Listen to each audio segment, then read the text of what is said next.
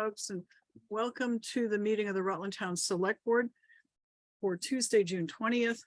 We are meeting at 5 o'clock. It's a bit of a mixed up agenda tonight. And then at 6 o'clock, we're going to hold a public hearing on our short-term rental ordinance. We're going to hop around a bit on the agenda to accommodate some of the people who are here and who have called in, so we don't make you sit through everything, except for the select board. You do have to sit through everything.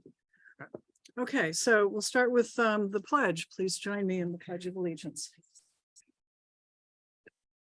Pledge allegiance to the flag of the United States of America, and to the republic for which it stands, one nation, under God, indivisible, with liberty and justice for all.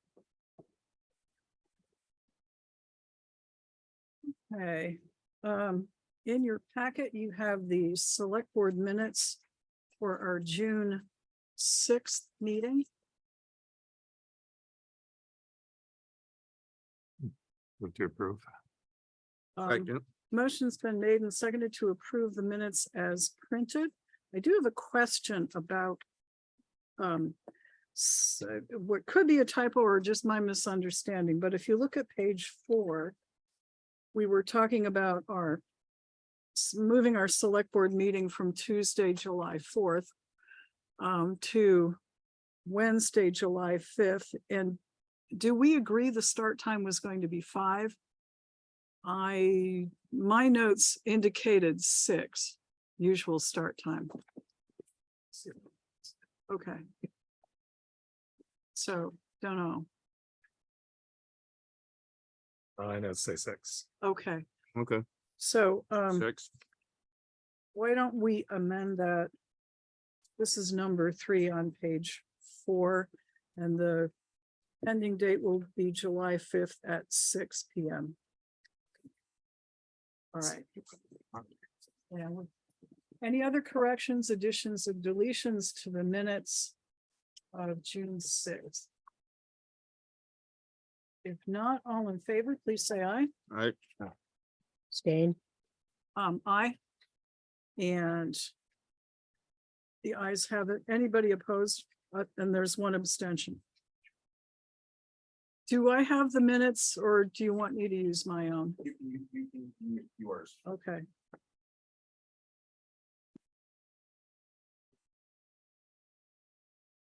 All right, next item on the agenda is any board member announcements.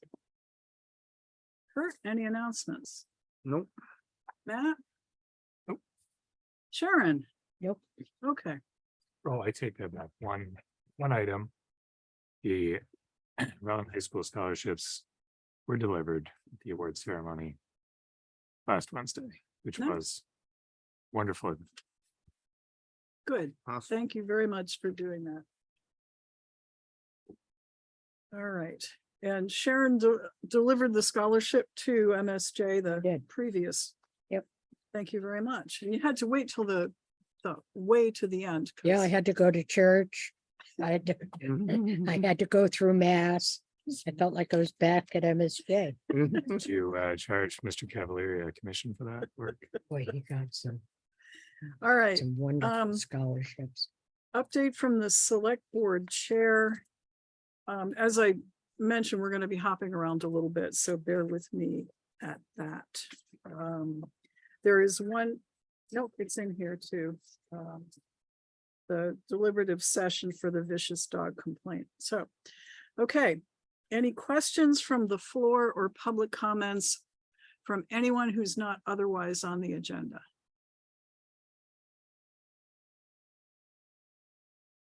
Okay. So with the concurrence of other select board members, let's go right into action item C, the board to meet with Andres Teresa from Watershed Consulting on the MS4 topics, and Andre is on the Zoom call. So welcome, Andre. Good to see you. Nice to see everybody. How you doing? Good. Good. So in your packet, Great. what looks like C and Lots of it. lots of C. Lots of C. Okay. Yeah, So- there's Yeah, Give you the overview of what I have for you tonight. It's not all bad news. Most often when I'm here, I'm delivering bad news. I have some good news tonight. okay, I'll save that till the end. Um, the bulk of the work that should be in your packet is work that we've been doing on behalf of the town for the past several months related to the town's MS4 permit, the stormwater permit, municipal stormwater permit that the town holds with the state. As in years past, this permit has several different action items, to-do lists associated with it. We've been trying to keep up with all the different requirements and the timelines, which are in all the various plans that the town now has. The town's made a lot of progress the past couple of years. So we're kind of continuing that forward. One of the main things that we've done is we've completed stormwater inspections at the permit sites that the town currently has under their MS4 permit, and also ones that the town is proposing to take over and roll into their MS4 permit. So for example, those sites are Curtis Crossing, Winridge subdivision, the Rutland Town Highway Garage, Hitzel Terrace, and what am I missing? Winridge Drive. There's also Post Road, which actually doesn't have a permit, but it's in the town's phosphorus control plan, so it needs to be reported on for maintenance. So we've completed that. Susan Lane is another one that doesn't specifically have it's not included as a permit, but it's within the town phosphorus control plan. So that's another site that needs to be reported on. Those are a series of dry wells that Byron installed a few years back. So all of those items, all of those inspections are now done, and there's a few to-dos which, I can go over with Bill to make sure that work gets done this summer. But basically, by doing those inspections, we're now in a place where we can follow through and amend the town's MS4 stormwater permit that they have with the state to incorporate these new sites into the MS4 permit, the Rutland Town Garage, the Winridge subdivision, and Curtis Crossing. That was kind of do one. The second piece of work that we've done is this continuation of this illicit discharge study. So this is a required element under the town's MS4 permit. So this is where we go out and we test various stormwater outfalls in the town for potential contamination of things like wastewater or illegal dumping, that type of thing. And so we initially did a large-scale study in the town several years ago, and there were some items, some sites that were flagged.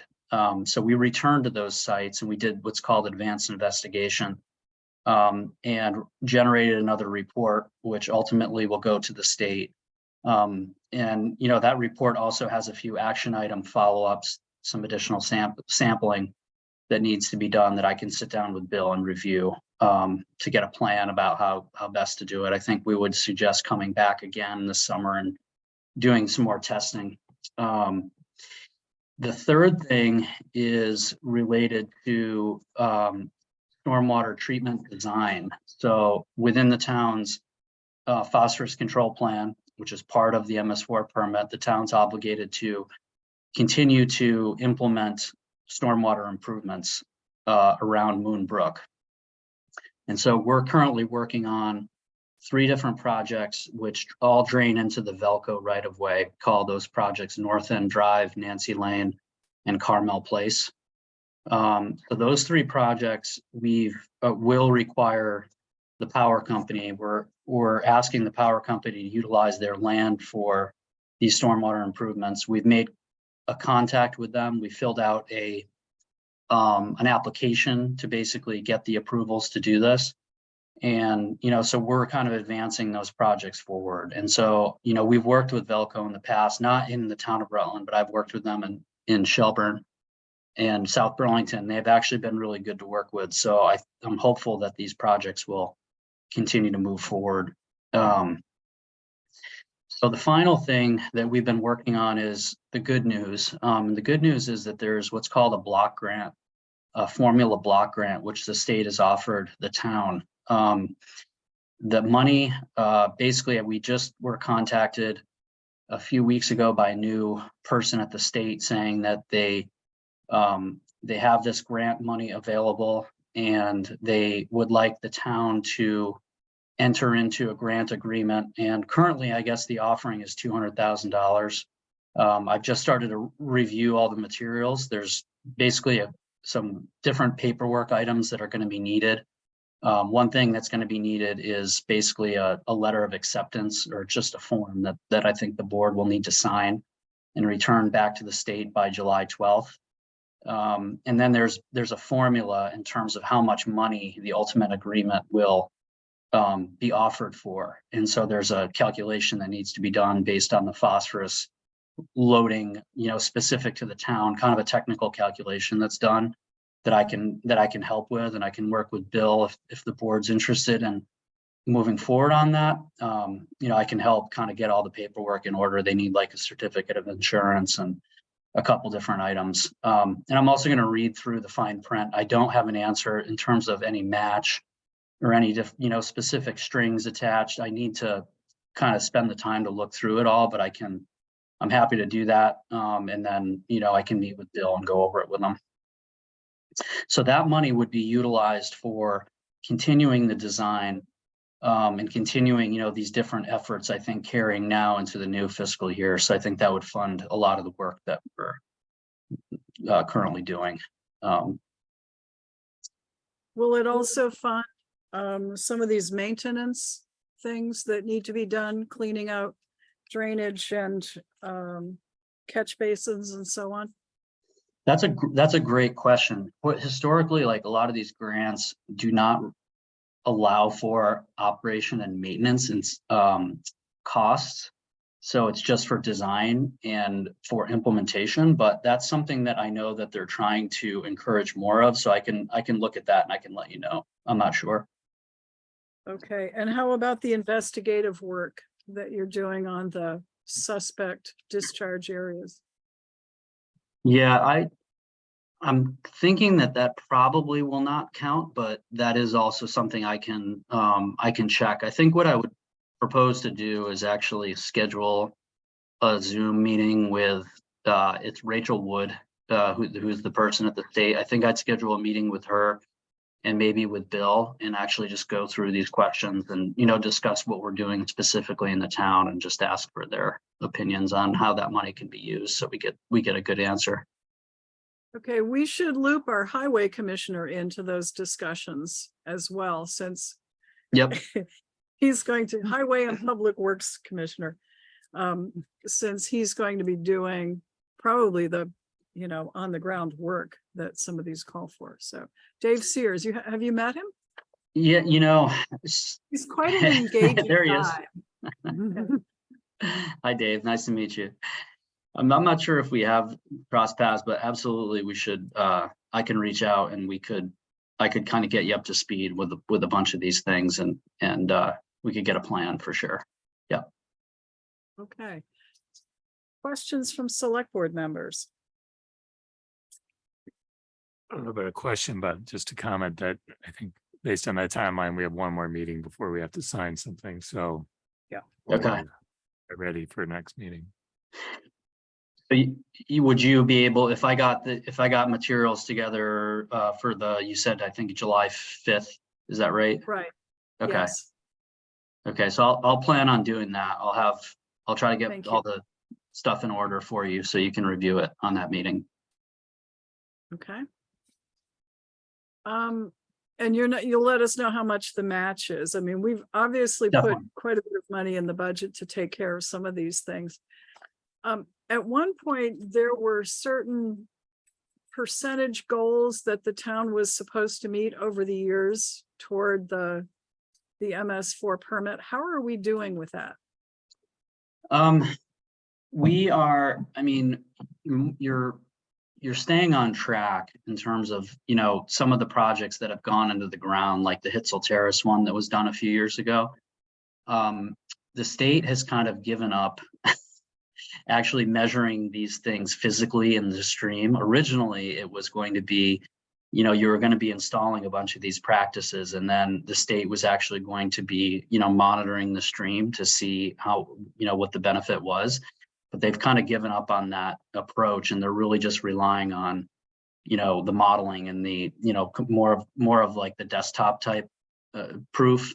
And so I guess, you know, you're working on your plan, and the three projects that I was describing, North End Drive, Nancy Lane, and Velco, those are really kind of next in line in terms of that compliance schedule. So I'm just trying to keep you, you know, hitting your targets as the years progress with what we said we would be doing in the phosphorus control plan. So I mean, I would say right now you're doing well, you're on target to kind of meet those percentages.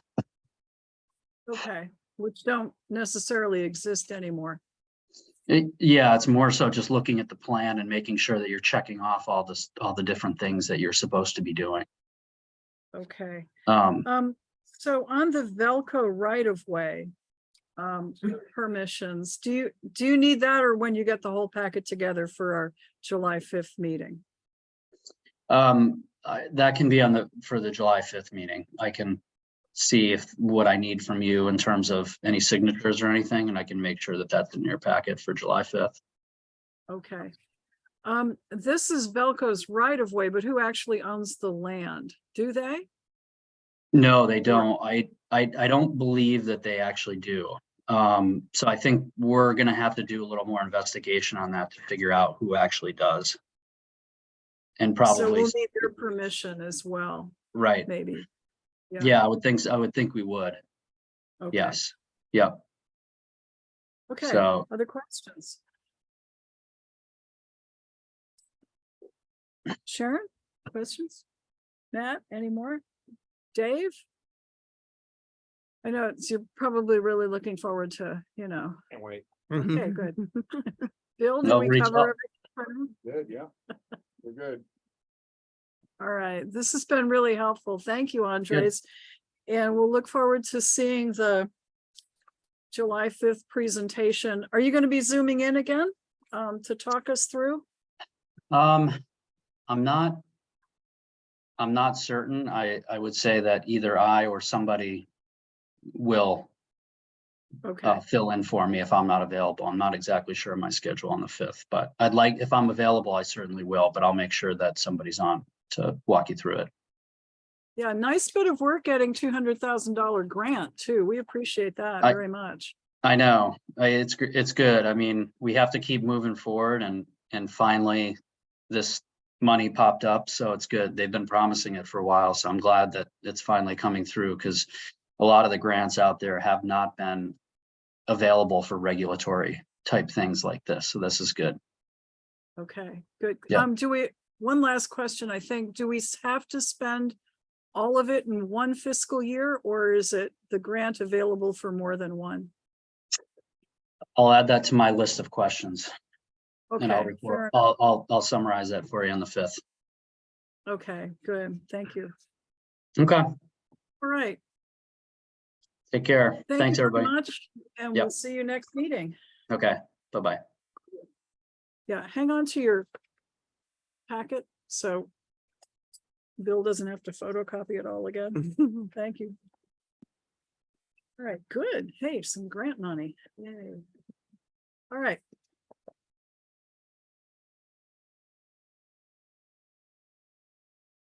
Those are done.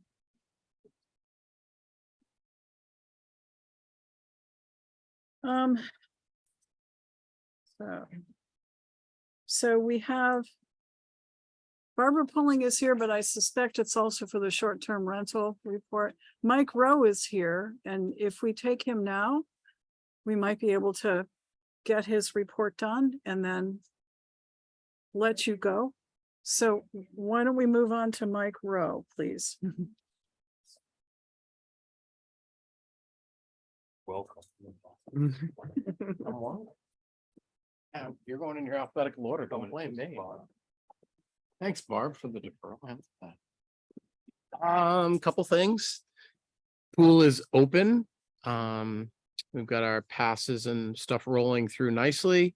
We had a year of the end, an end of the year program for the height for middle school for our kids, and we brought them up there for 4 afternoons. Really? And it worked out really well. We did a bunch of different things at school. One of those was we had kids made picnic tables was one of the activities as well, and those are up at the pool. So we have those brand new at the Real pool. We picnic tables? Yes, real Really? picnic tables. Wow. Yep. So I paid for the material and the kids learned how to make them and put them together. Very cool. So those are Like needles and nails used to be. kinda, we have it's an end of the year, it's kind of like the high school program. We offer many different things. They went fishing, they went mountain biking. They did all kinds of things. They got to go swimming, which was huge. It was just about everybody that decided to swim in the afternoon. So that was big, even though the water was a little chilly. They didn't seem to mind. So that was a huge success. And so then opening day was yesterday for swim lessons. That went over really well. We have about 100+ kids in swim lessons, which is awesome. And the water is beautiful temperature. I think it might have hit 70 maybe if we were lucky. Yeah, so it's really nice, I guess. I put up a couple of I did some shade awnings last year at the pool, and I put up 2 new ones today. They'll get their covering tomorrow. I put one up by the playground. Okay. So a 16 by 12, just a shade awning with a table there so people can get out of the sun. So we'll see how that goes. Hopefully nobody will destroy it. We will see. And then I put another one down inside the pool. We also are starting our disc golf of our back 9, and the construction of that is going to start next Saturday. I have a machine coming in to get rid of a lot of the sumac where it's going to go. So a local company has the machine. I've been looking forever and stumbled upon it. So they're going to come in and do some work in there and help get us started on our back 9 for golf. Other than that, very busy at the park. Very busy. There seems to be a new group that loves to play tennis. And there's about 20 of them. Tennis or pickleball? Tennis. Wow. So like they're of my age group. I can say that now, of my age group up there and older. And it's awesome. And then the pickleball group was up there this morning with their traditional 15 to 20 people, as they do every morning. And it's just getting used left and right. So, which is fantastic. Other than that, I don't have too much. The grass is growing. I'm gonna throw some fertilizer down this week if we get some rain coming up. Figured I'd go with 10-10-10. Yeah. What's your opinion? Not Yeah, too that bad. worked. That's kind of what I was gonna go with. Be fine. And so then that'll really green up. But it looks really good down back. I took Sharon down for a ride yesterday just to show her that it's actually coming in. It doesn't look like a desert anymore. It actually looks green. And I started to mow it, which is good as well. Other than that, I don't have too much. Things are just moving rapidly within the park. And we are set for the 2nd for our fireworks, which is Sunday, correct? Sunday. Sunday July the 2nd. Yes, correct. So we will be all set for that. And There was a question on, I think, our Facebook page. Why did we pick the 2nd? Well, we kind of picked it because our fireworks company had that date available. So in case anybody asked, we had to do a last minute shuffle, as you'll remember, on fireworks vendors. So I did put an update on there yesterday. Thank you. About that. Okay, City's the 3rd this year, I think. is it? I think I read somewhere the city's the 3rd. It might be. I'll get Sounds together familiar. with Ed just to make sure if we're the only game in town, that means we're gonna have A lot of. A lot a of lot people. of people. Yeah. And so we'll coordinate with the fire department too, as always. Okay. So I believe, unless you have anything, did I mention anything else yesterday when we were chatting? I pretty much hit everything. Mm-mm. Nope, I didn't miss anything. didn't miss anything. The Act 250 permit and the Penstock construction, we were talking with them, Green Mountain Power, about putting signs up to warn people if parts of the loop were gonna be closed. They have not contacted me yet. Okay, So as soon as I do, then I will do whatever is needed so that people know that there's stuff going on. okay. So yeah, we'll take care of that. That's about it. Unless you got Anything something else? from me. Anything, select board questions or comments from? Or The only comment I have is when he took me on the 50-cent tour through where he's gonna do disc golf.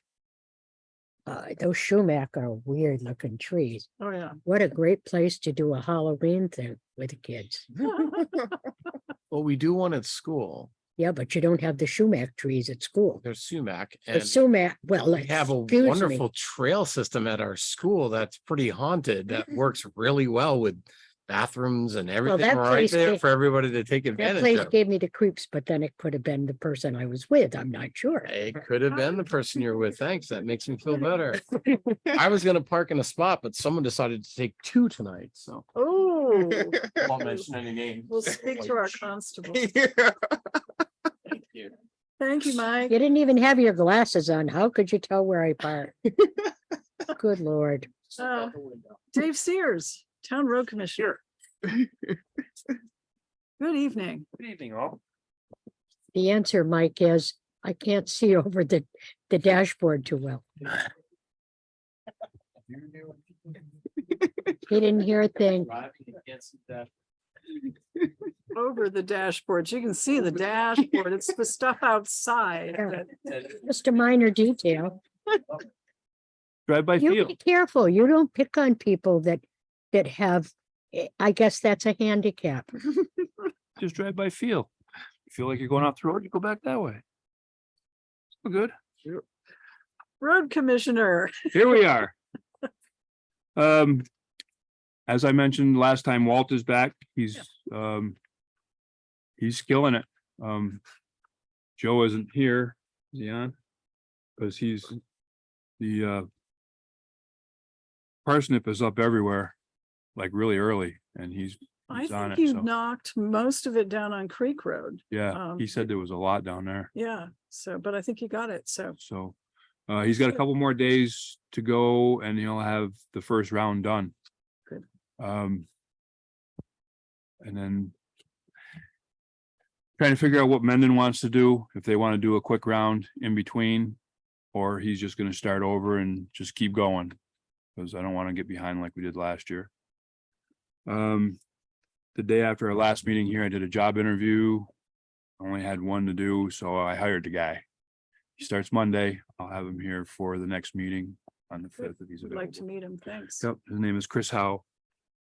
He works for, currently works for Trees. Okay, So he'll be here Monday.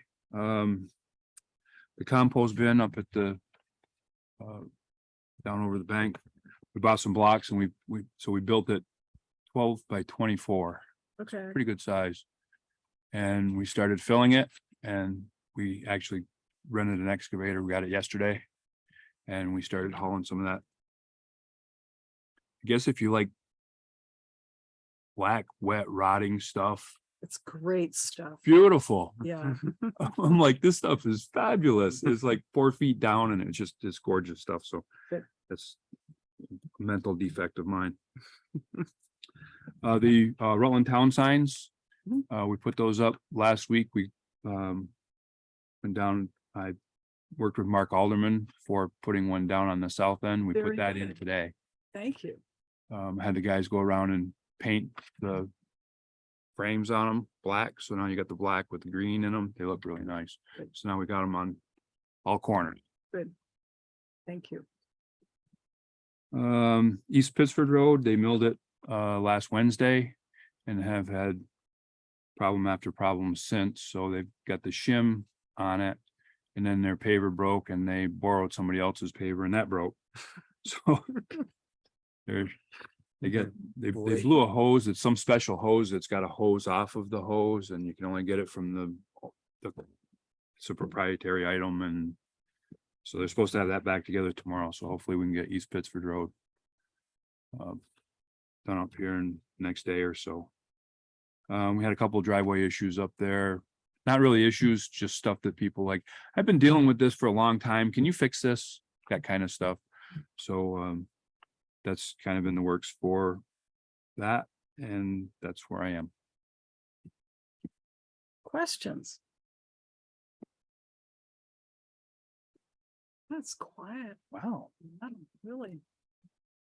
Okay, well, thank you very much, and thanks for offering to work with Andres on, Did I do that? yeah. Missed that. Okay. Marcia Chaffee. Our head lister.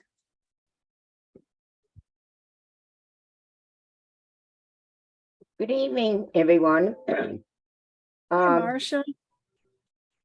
Hi, everybody. Just wanted to let you know that I think you've got a extension letter on your desk. We do. We've been working with Christy Wright, and because of all of the changes between VT Pi and NIMRIC and CAMA, Christy suggested that we really need to get another 30-day extension. We don't anticipate on using the 30-day extension, but we applied for it. So hopefully you will approve it and sign it.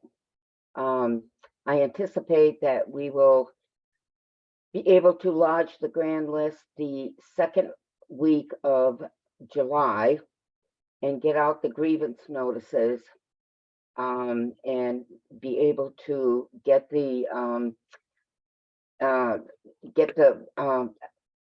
tax rate set for Carrie before August. The other thing is, we have Gail Gantic has been she's been exceptional in looking at different businesses. She's found several businesses that have not registered with the town of Rutland as a business. And we're working on that. The only other thing is, like I said, the extension, but the extension, we're not going to have to go that far, but Christy Wright has asked us to go for the full 30 days. We spent yesterday with Marie, Jack, and myself working on current use and working on a lot of other things that need to be done in the CAMA system. And we still have quite a few things that need to be done. So hopefully in the next 2 weeks, that will be done. Okay, and so Marcia, the second 30-day extension would begin July 1st and go through most of July? Correct, until August 1st, 30 days. Okay. But I really don't anticipate it's going to go that long. But Okay, with advice from our district advisor, she said, go in for another 30 days. so what, Carrie, is that, I mean, it's cutting it a little closer now to It get is, the yes, tax rate yeah. set and the tax bills out. Right. Okay. We Can will we make- have everything done really prior to the end of August. Or the end of July, really. All right, and when do the tax bills usually go out? The tax bills have First to week go of out. August. Okay, Well, tax bills go out 30 days prior to the first tax payment, okay, and we will meet that. Definitely. okay. So doable, but it's a crunch because the select board also has to meet. Often we just do a special meeting for that to set the tax rate after Carrie does the calculations and. Right. And Marcia's got the grand list lodged and then Carrie does the calculations. Well, we and then haven't lodged the grand list yet. Right, Now we've okay, got, so the request is to extend the date for lodging the grand list for an additional 30 days, which would take us July 1st through, it's actually July 30th, and I think we have 31 days in July. right. Okay. And looks like the only signature would be mine. So if somebody wants to make a motion on another 30-day extension for lodging the grand list, you should Sis- include that authorizing me to sign on behalf of the board. So move. And Motion's to add made. to that, to authorize Mary to sign. Thank you. Is there a second? Second. Motion's made and seconded. Discussion. Okay, no discussion. All in favor of the motion, please say aye. Right. Sharon, you okay? I said aye. Okay, I didn't hear you, sorry. I'll vote aye, and anyone opposed? No, so I will sign. Okay, that's done. Thank you, Marcia. Thank you, Mary. Anything else?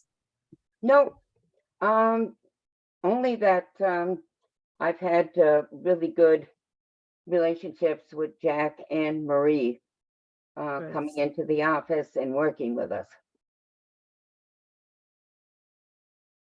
Great. You've got a good team. We do. We have a great Yeah. team. Okay, yeah, any questions for Marcia on anything else? Lister's office. Okay, I think that's it. Thank you, Marcia. Thank you, Mary. All right. Next, Chris Clark, Town Fire Chief. He's on. Good evening, everyone. Hey, Chris. I don't have much tonight. I heard Mike say fireworks are the 3rd, so I will talk to him about The Um, second, Second. the second. second, July 2nd. right. Fire will be put out on the 3rd. Well, we'll be there the 2nd then. Usual time. Other than that, I really don't have much to say. I mean, we haven't had hardly any calls this month so far. Maybe 5. I was on vacation for a week, so I missed all the good stuff, but nothing's happened since I've been home. But if you have any questions, I'll take them. Any questions for our fire chief? Nope, I've talked to him a few times. Matt does have one for you. Chris, will you be sticking around for the discussion on the short-term rentals? I spoke with him today. Did you hear the question, Chris? Yeah, I will be on. I'll stay on. Okay, thank you. Anything else? All right, thank you for now, Chris. Appreciate it. Thank you. All right, Carrie Clark, Town Clerk and Treasurer. Yeah, it wouldn't be bad.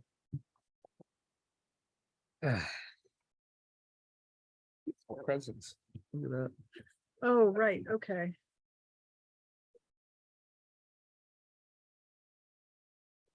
Sure, so it can start somewhere with somebody. You can switch. Okay, very good. Thank you.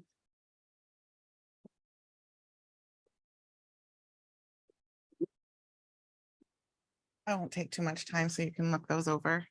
Well, They this would be were- the last report. Yeah, it was pretty hefty today, so Yeah. we've had some started right off great in the morning. So I think my report for the end of the year might come either in an email form by the end of the week, or I'll report out on it on the next select board, because those were just so late that I had no time to Okay, really look at what we're looking like in the each department. So I'll make this really short. 2 things. First of all, just so everyone knows, Susan has decided to decrease some of her hours. So you won't be, I mean, you'll see her, but you won't see her as much. I talked to her a little bit more today. She does still plan on doing roughly 32 hours. So she still plans on technically being full-time but just reducing the amount of hours she's doing. So over time, I think that's gonna look a little differently, but each time there's a change, I'll let you know. Thank you. And then the other thing is, so part of when one thing goes slightly awry in the office on financials, it doesn't just affect one area, as everyone knows when they're dealing with accounting, it affects so many different areas. And over the last, I'd say, month or so, we've had several of our vendors where we've had to reach out and get some clarification on their billing. It's in my simple little language, it's been a nightmare in some vendors in how they're billing us, and we've got it straightened out in some areas and in some vendors, but the next biggest culprit today was Amazon. And the way that they are, they invoice us, which is great, but we actually should be paying off of a statement instead of invoices, because what's happening is what started out as one small little issue of credits that we had hanging out there for a year turned into a huge issue where we're actually questioning whether it should just be one person making payments or making orders in Amazon for every department in our office, because it's become such an incredible puzzle nightmare. Because I don't want to get into too much detail, but like when you open up their invoices online, their invoices don't match their invoices that we've printed off, and certain things are not matching and money's not matching. So we kind of all talked about that today, and having one point person be the purchaser of Amazon, and that stinks. But it's the only thing that we kind of came up with, but I'm open to suggestions on other ways that we can do this. So how are we doing it now? We have roughly 3 people that could order, maybe now 4 that could order from Amazon on our business account. We have one account.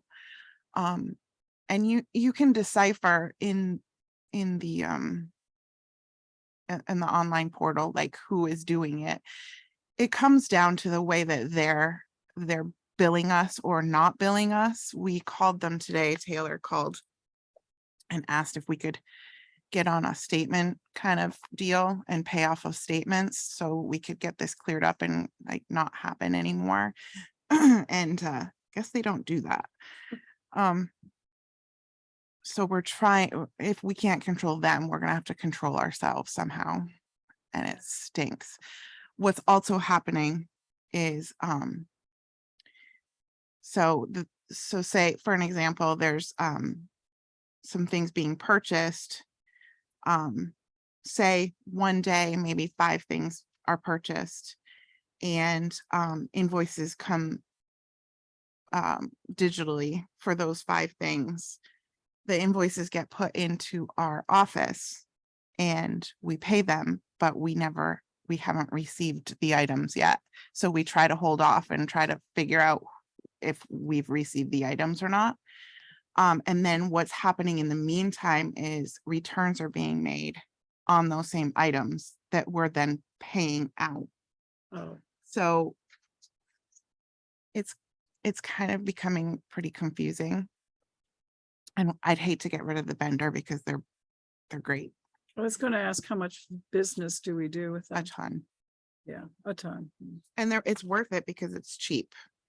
Same stuff, just different pricing, sometimes bulk. So I'm open to suggestions, but that's one of many vendors that have given us a couple of issues recently, and that's why things are a little late today, because just nothing went right today. All right, questions and maybe ideas for Carrie on this? It would be right now, I would assume mostly department heads who are ordering things. Yeah, and not that I really want to go to this model because it's going to be more work for one of us in the office. It's going to be a nightmare, really. But the way it's working right now, the accounting portion of it is not. Taylor actually, she's been awesome, and she said, you know what, I need a fresh eye on this tomorrow. She had to just put it aside and come back to the problem tomorrow. And we're all going to work on it with her. Way to do it. Mhm. Okay. Questions, other select board members, comments? That's what you gotta do. That's Yeah, What you gotta do. Right. Yeah, it's gonna stink. Yeah. yeah, But that's with everybody that has access to it. Everybody. And that is gonna stink yeah. Won't stink as bad as doing it 2 or 3 times. after the fact Right. and trying to figure out the Yes. problem Yeah. after the fact, which that's been fun. All right. Hmm, So I well, guess sorry you had to wade into that mess. this isn't the first vendor that we've had a problem with, so we're kind of used to some things lately, the way that they're billing. So that's all really that I have.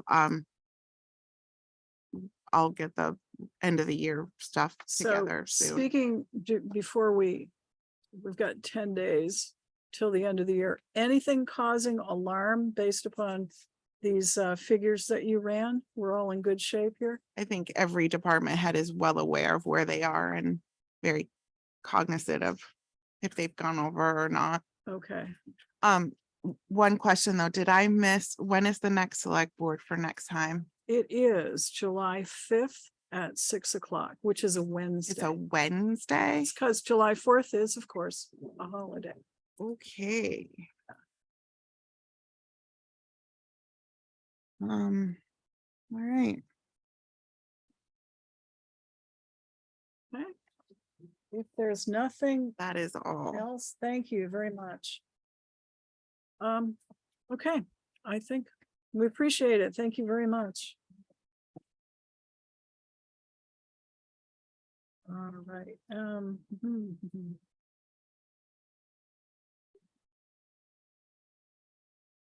Is Mike here, Delahanty?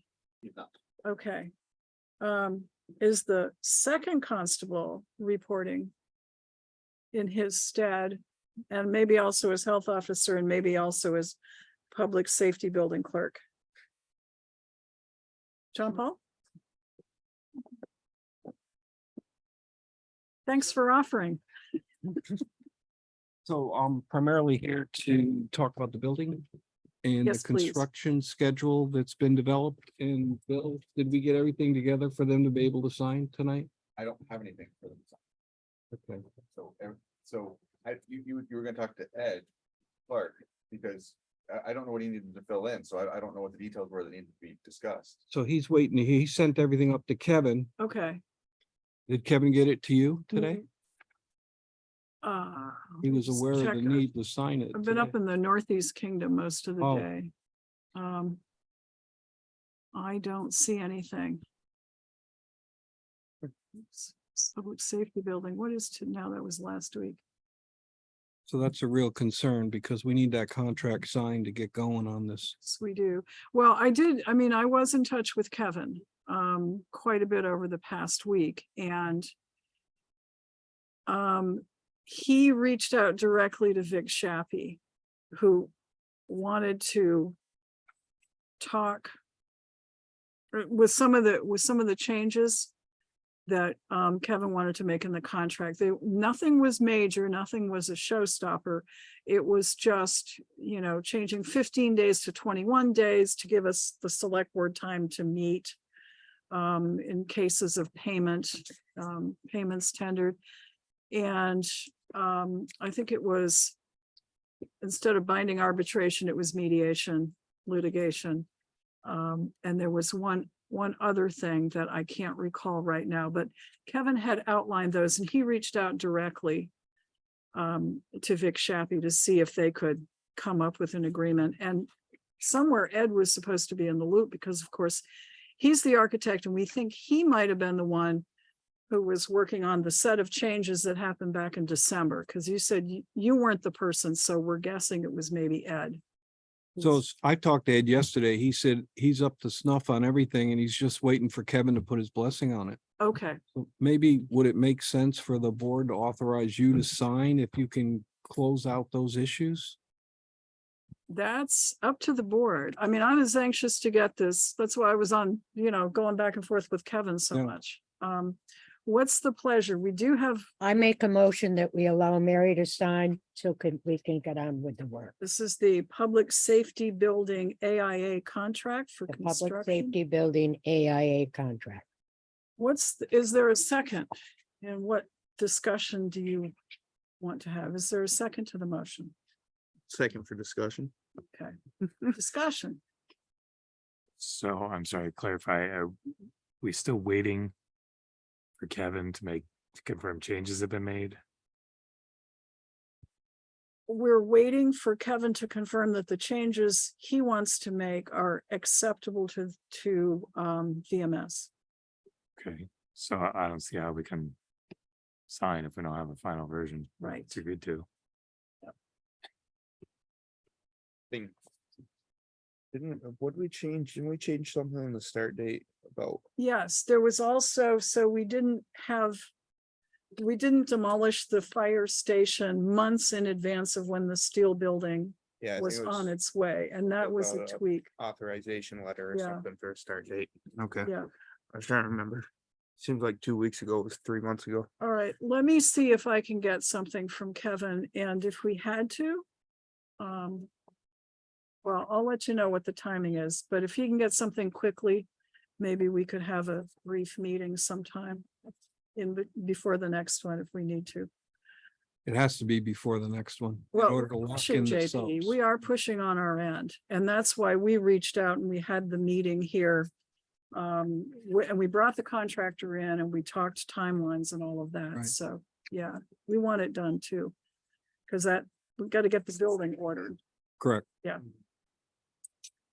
Okay, so there's a motion that was made, but do you want to vote on the motion or table it?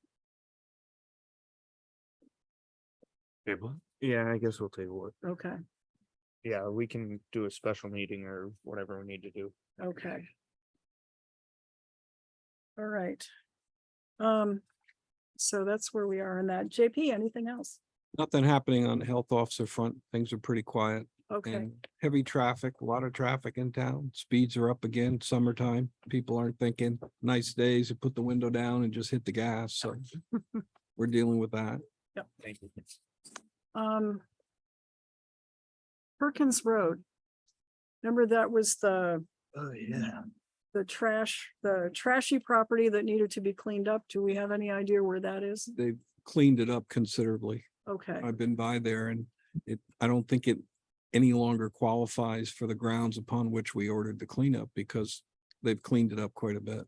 we did have an order that he needed to clean up certain things. So if you could take a look, maybe? I can follow up on that That'd for be sure. great, thanks. Then we'll know. Okay, And I haven't heard anything from the adjoining property owner in a while, so right. that's probably a good sign. Yep. Okay. Okay. Any other questions? For our second constable, town health officer and public safety building clerk of the works. There. Thank you. Thank you. Oh, and congratulations. Oh, thank you. Yeah.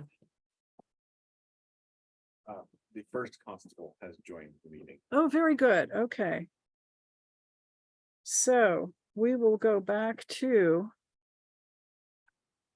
Mike Delahanty, first constable.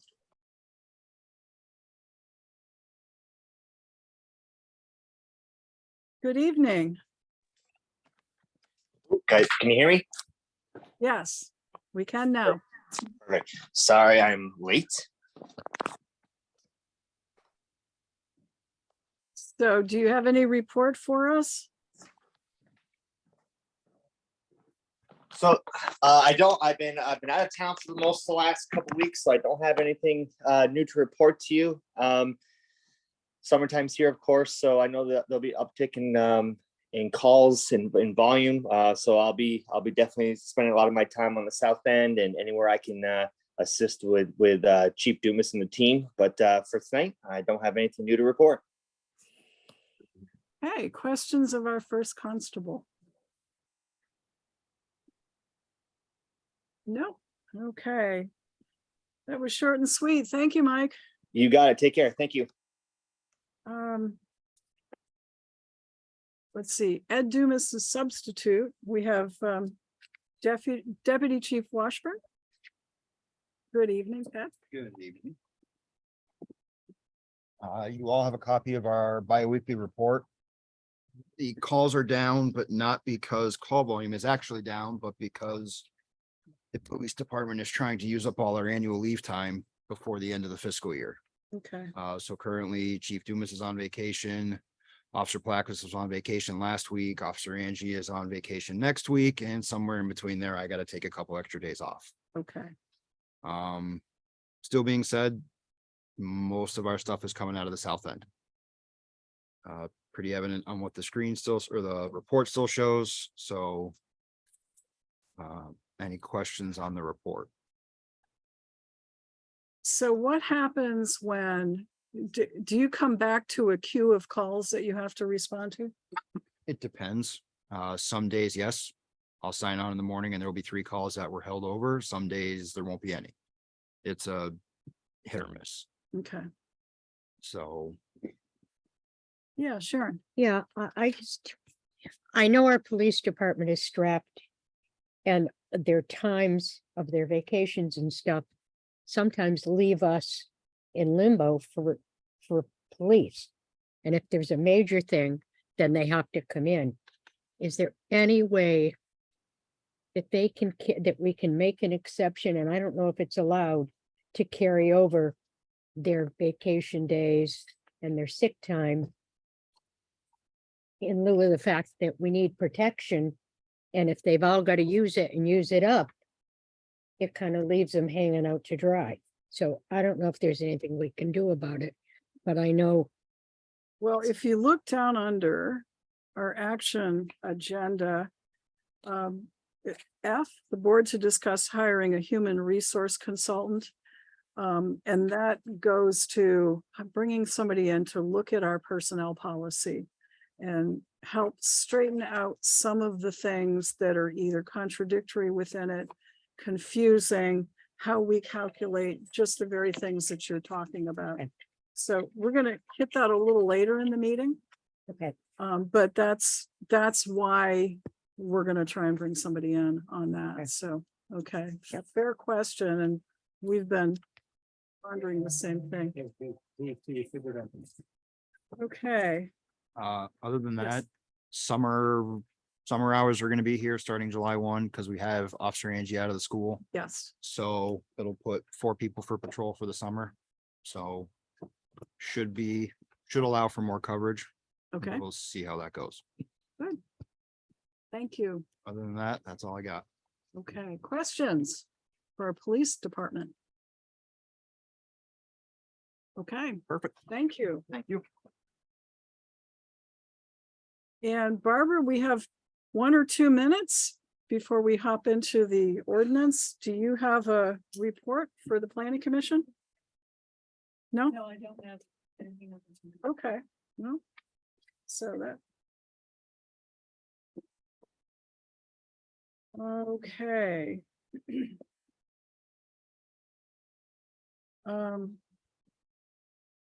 Just to sort of, we've got 1 minute to go. If you folks are here for the short-term rental ordinance discussion, and you want to speak to it, do we have a sign-up sheet outside, Bill? The attendance sheet. Okay. Okay, could you get that and circulate it so that we'll know, and just indicate there if you want to say something about it, and then we'll take you in order and make sure everybody has a chance to comment.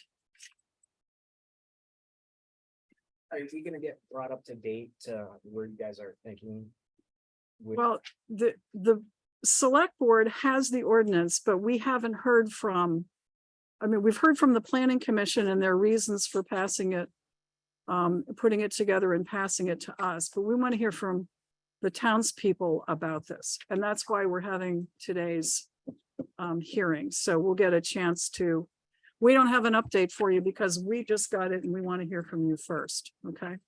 I guess that's the best way of saying it. Go. Oh, good. Hand raised. Okay. So there's Demetria Gagnon. Are you here to testify about the short-term rental ordinance? Yeah, I'm here to I have a few questions and just concerns I'd like to voice. Okay, well, hold on because we got some Yep. other people here too, so.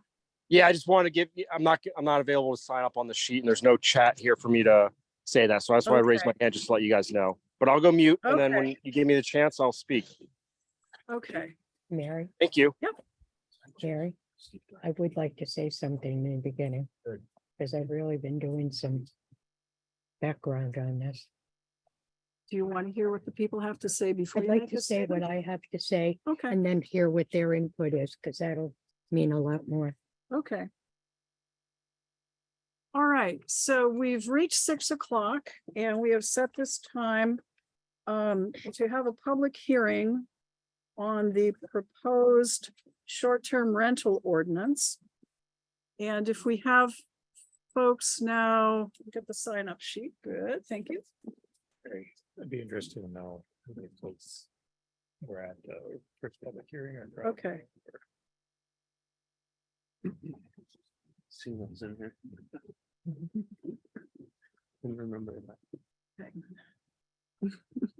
Okay, so we'll call the public hearing to order.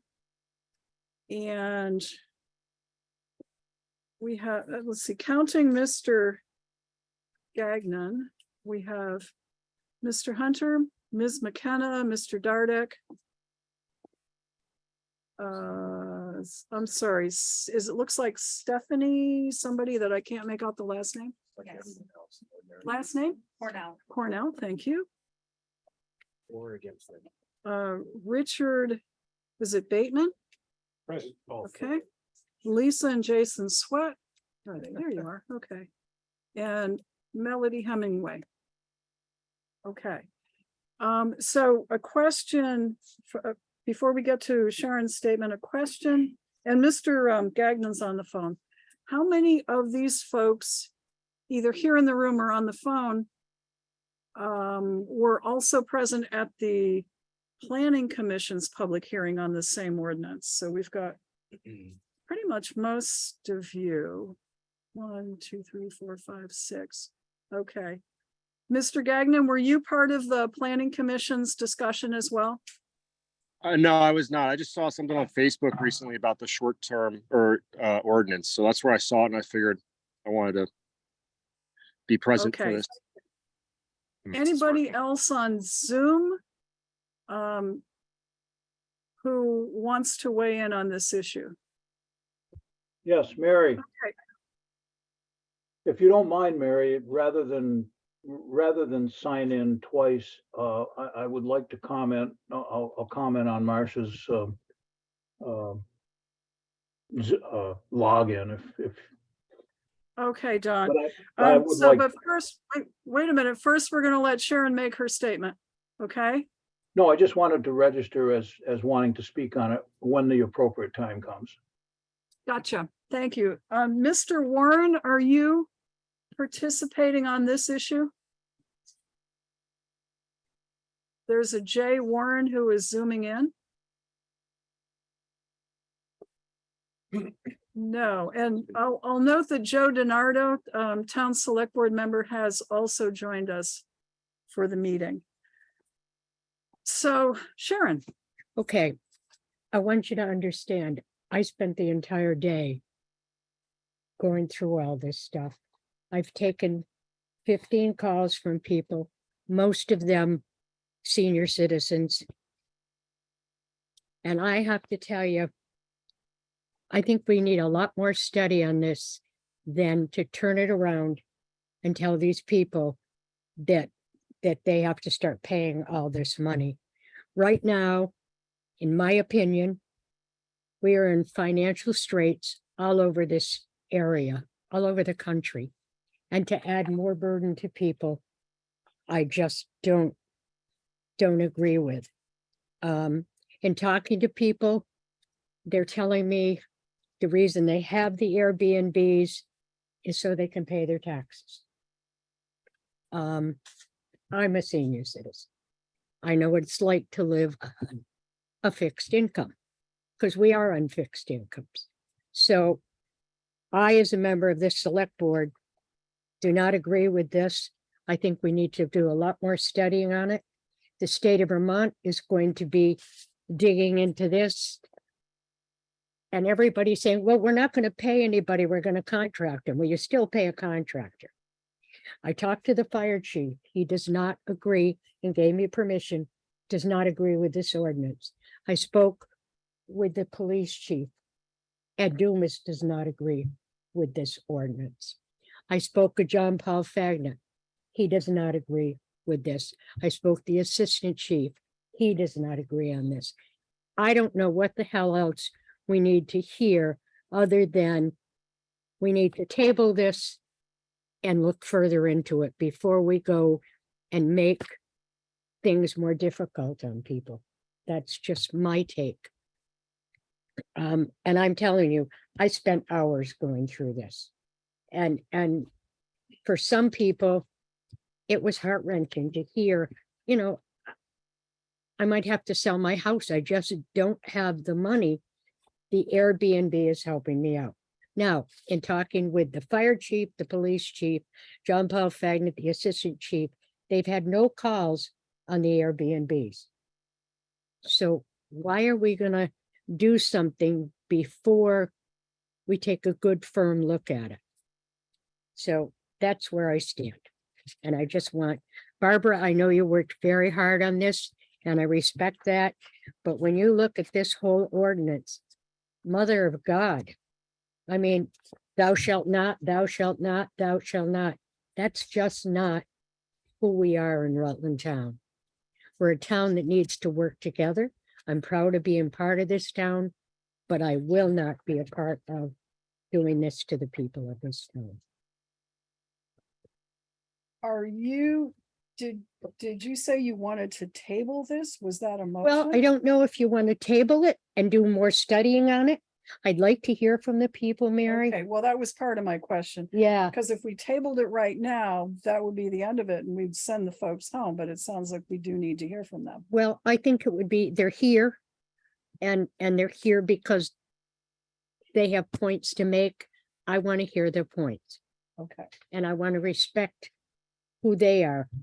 I'm a homeowner. I'm a landowner. I don't have an Airbnb. But if I had to pay my taxes, you know, I have a little whatever at my house that I could turn into an Airbnb, I suppose. But I know in talking to people, this is a difficult thing for them. And I don't think we've studied it enough. And if the state of Vermont is going to push this, then they're going to be doing the evaluations and all that. So why are we going to spend our money doing it when the state can do that? So that's just where I stand. Okay. All right. All right. Does any other select board member wish to make a statement or should we hear from the folks? I'm right here from the folks. I agree with Sharon. Okay. So- All right, so let's see, first on the list, Sherman Hunter? Nope. Okay, you're observing.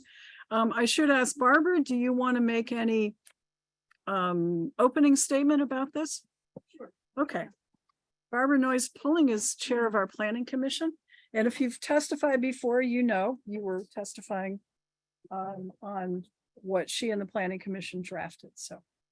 Yeah, when we got this, when Bill Sweet brought this to you last winter, the planning commission has spent 6 meetings on this.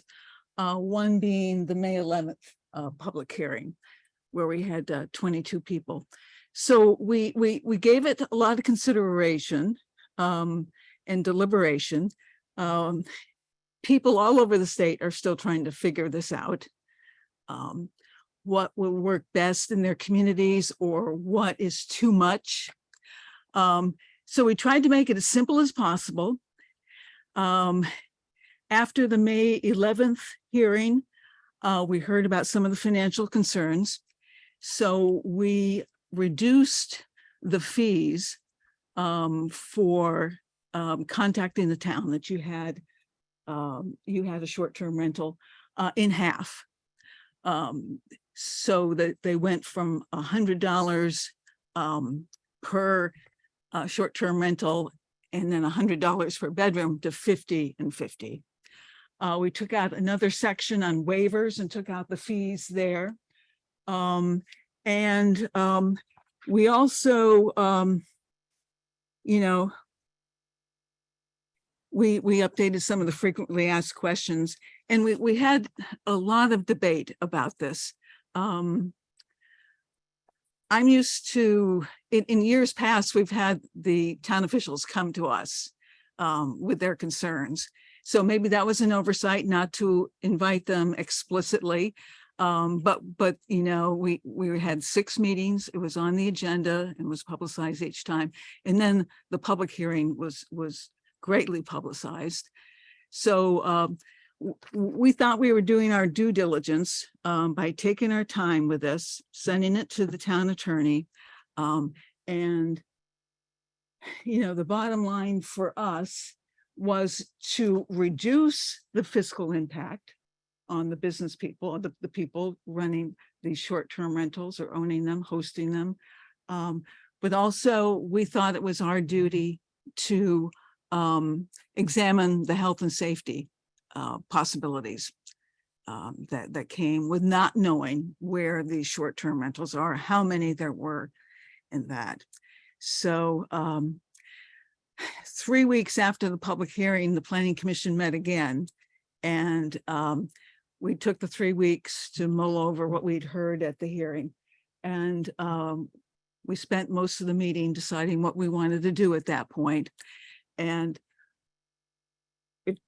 we eventually voted on sending what we had and the new draft with the changes I just mentioned to the select board.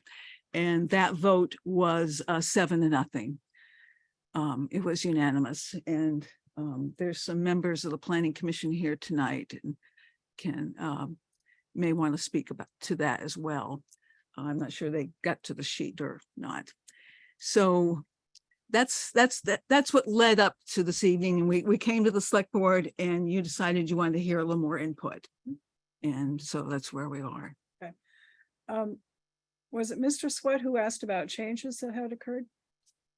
I did, yeah. I was just trying to figure out what's got like the physical impact. What do you mean by physical impact that the Airbnbs are causing? Financial, yeah. Impact on who? On the people that own the rentals, the hosts. Sure. Yeah. Okay. So why don't we have you take a seat and we'll shift to next on the list, Julie McKenna. Julie, you're at Birch Knoll in Rutland Town? I am. I live in Rutland Town and I actually also own an Airbnb in Rutland Town. Okay. Thank you for speaking. I think what you had to say is something that a bunch of us here that either manage or own Airbnbs kind of was waiting to hear. Just to kind of, I guess when the ordinance came about, it's definitely has been confusing as to what we're really trying to achieve by it. When it comes to the health and safety of our guests, I would say that any person who runs an Airbnb, it's like the top of your list, cleanliness and health and safety. No one wants one of their guests to be injured or run into any circumstance for the police or the fire department coming in and being in a horrible situation. Just to kind of give you guys a little bit of background We did that a lot with the planning commission. They had a lot of questions, not knowing or running an Airbnb themselves. Sometimes it's nice to kind of hear it from the people that are doing it. For me, when it comes to health and safety in the ordinance, I'm a little confused only because the state and the Department of Fire Safety and Health already have like worksheets that we can use, make sure we're following kind of the state guidelines for our Airbnb short-term rental. So to have another ordinance on top of that was a little bit confusing. And then it came down to, okay, the ordinance is about these adverse effects, which really for me, it was like the garbage, the parking, and the noise. The only thing that was addressed in the ordinance was the parking, but we already have a parking ordinance. So again, why another ordinance? So then if it comes down to noise and garbage, okay, I will tell you that I would be shocked to find out that an Airbnb had any sort of garbage anywhere near their property when it comes to like the exterior. Our house is landscaped once a week. And I can tell you that if I ever pulled up to an Airbnb and there's garbage or trash in the yard, you're never staying there again and you're leaving them a bad review. And that's where our money is made. We strive for perfection when it comes to reviews because we want people to stay at our Airbnb. The noise, okay, and the garbage, is it any different than any other home in Rutland Town? And why are we holding certain people to different standards? So you leave my Airbnb and go to Northwood Park. Northwood Park is a place that I leave in my binder that says, oh, if you'd like to go for like a nice walk, they have a pool that you can pay a fee to use. In driving from that Airbnb to Northwood Park, you pass 2 vacant trailers with rotting vehicles, 2 houses littered with garbage, and finally a house that the garbage is up past the first floor window. There's rotting cars and the trees have now fallen into the driveway. I am hoping that it is a completely abandoned house at this point. I know that there was one person in it years ago, but I look at the fire department or someone like the police having to go to that location. You can't get in the driveway. You can't access the house. And if you were to park somewhere, you're on a corner. So it's like, why do we have different standards now for short-term rentals in which the short-term rentals haven't been an issue? There have been no fire problems. There have been no police issues. You guys were shocked apparently by the number of Airbnbs that are in town because you didn't know about us. So I would just ask that if an ordinance moves forward, that we're very clear on why we're doing it. I have no problem with registering so you guys know who I am, where my house is. I don't care.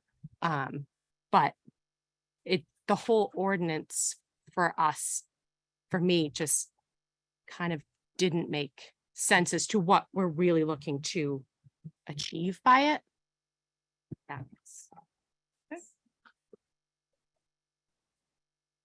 Question, and then if Kurt has a question, Matt.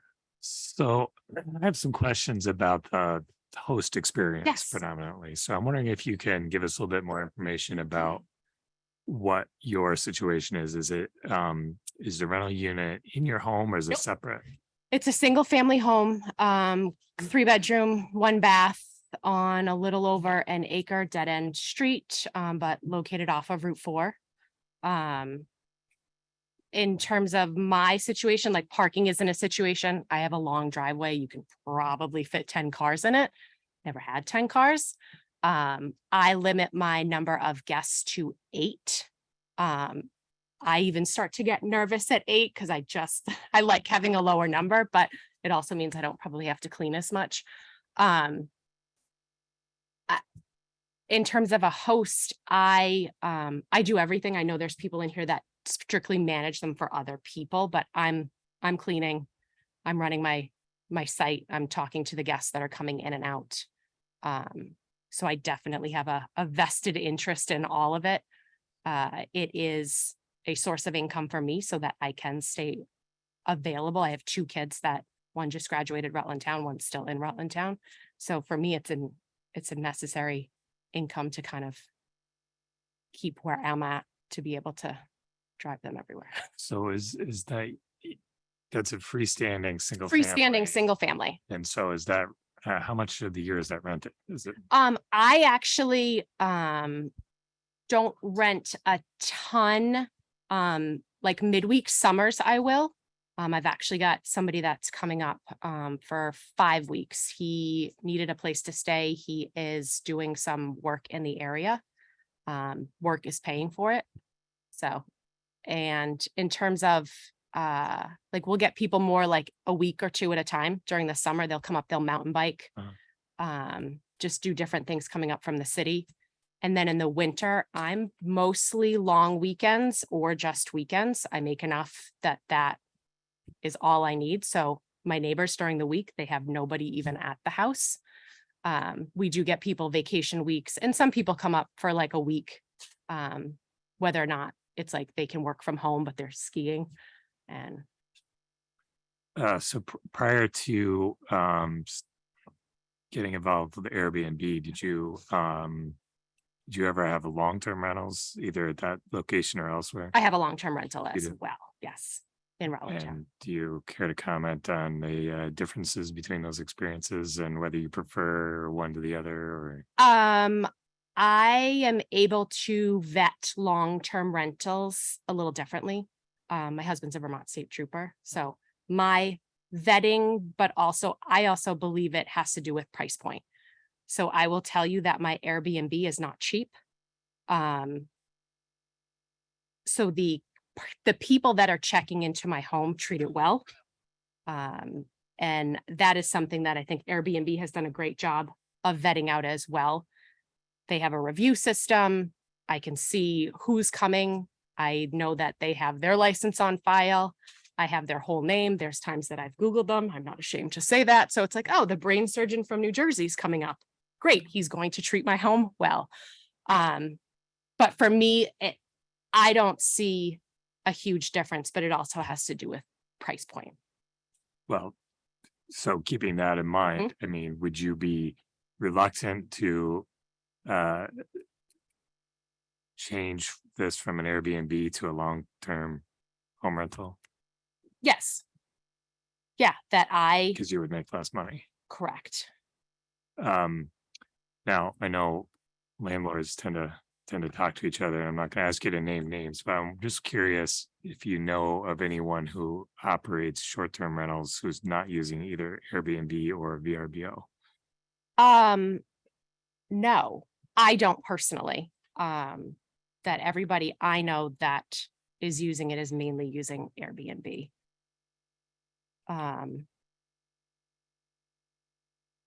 I'd have to think about that. Not anybody that I can think of off the top of my That's head. okay. that I'm just ever- curious because, yeah. you know, that's kind of how we've looked to see where they are is you go to Right. Airbnb and VRBO and that's what you see, but just wondering if there might be more out there that we aren't. seeing that way. I wouldn't know, and you guys might be able to speak because you manage properties, right?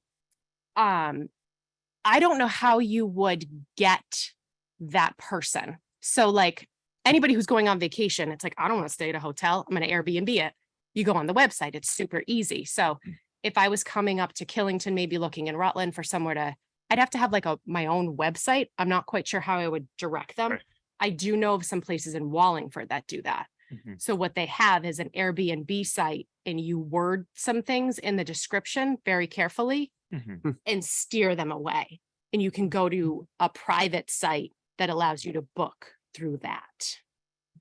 But I honestly, I don't necessarily have a need to do that. But even the one you mentioned is also listed on Airbnb.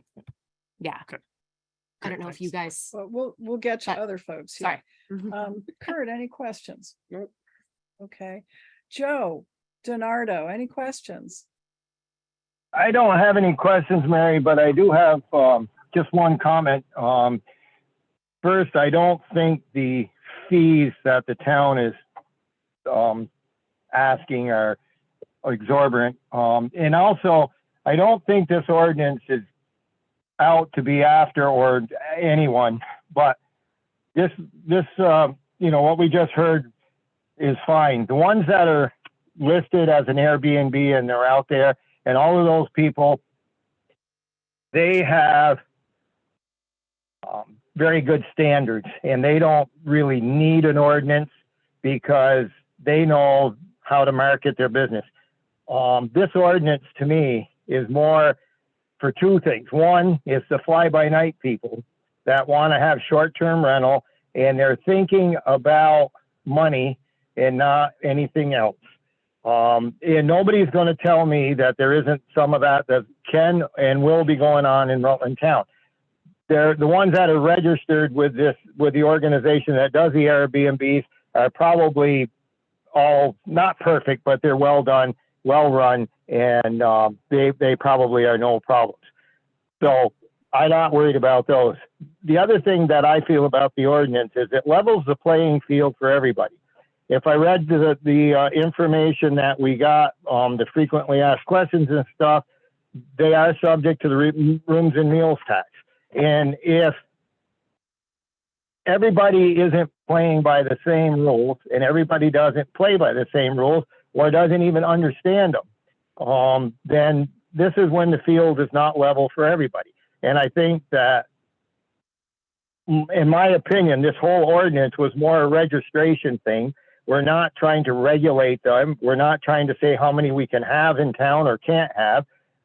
It's a vehicle that, you know, to the point that, well, we've never had a problem, so why are we having this? And I will ask everybody out there, if you've never had a house fire, why do you have fire insurance on your house? And if you've never had an accident, why do you have insurance on your vehicles? This is just something that's out there to make sure that these things don't happen. And so I can see both sides of this. I think the town's idea is information and knowing where stuff are.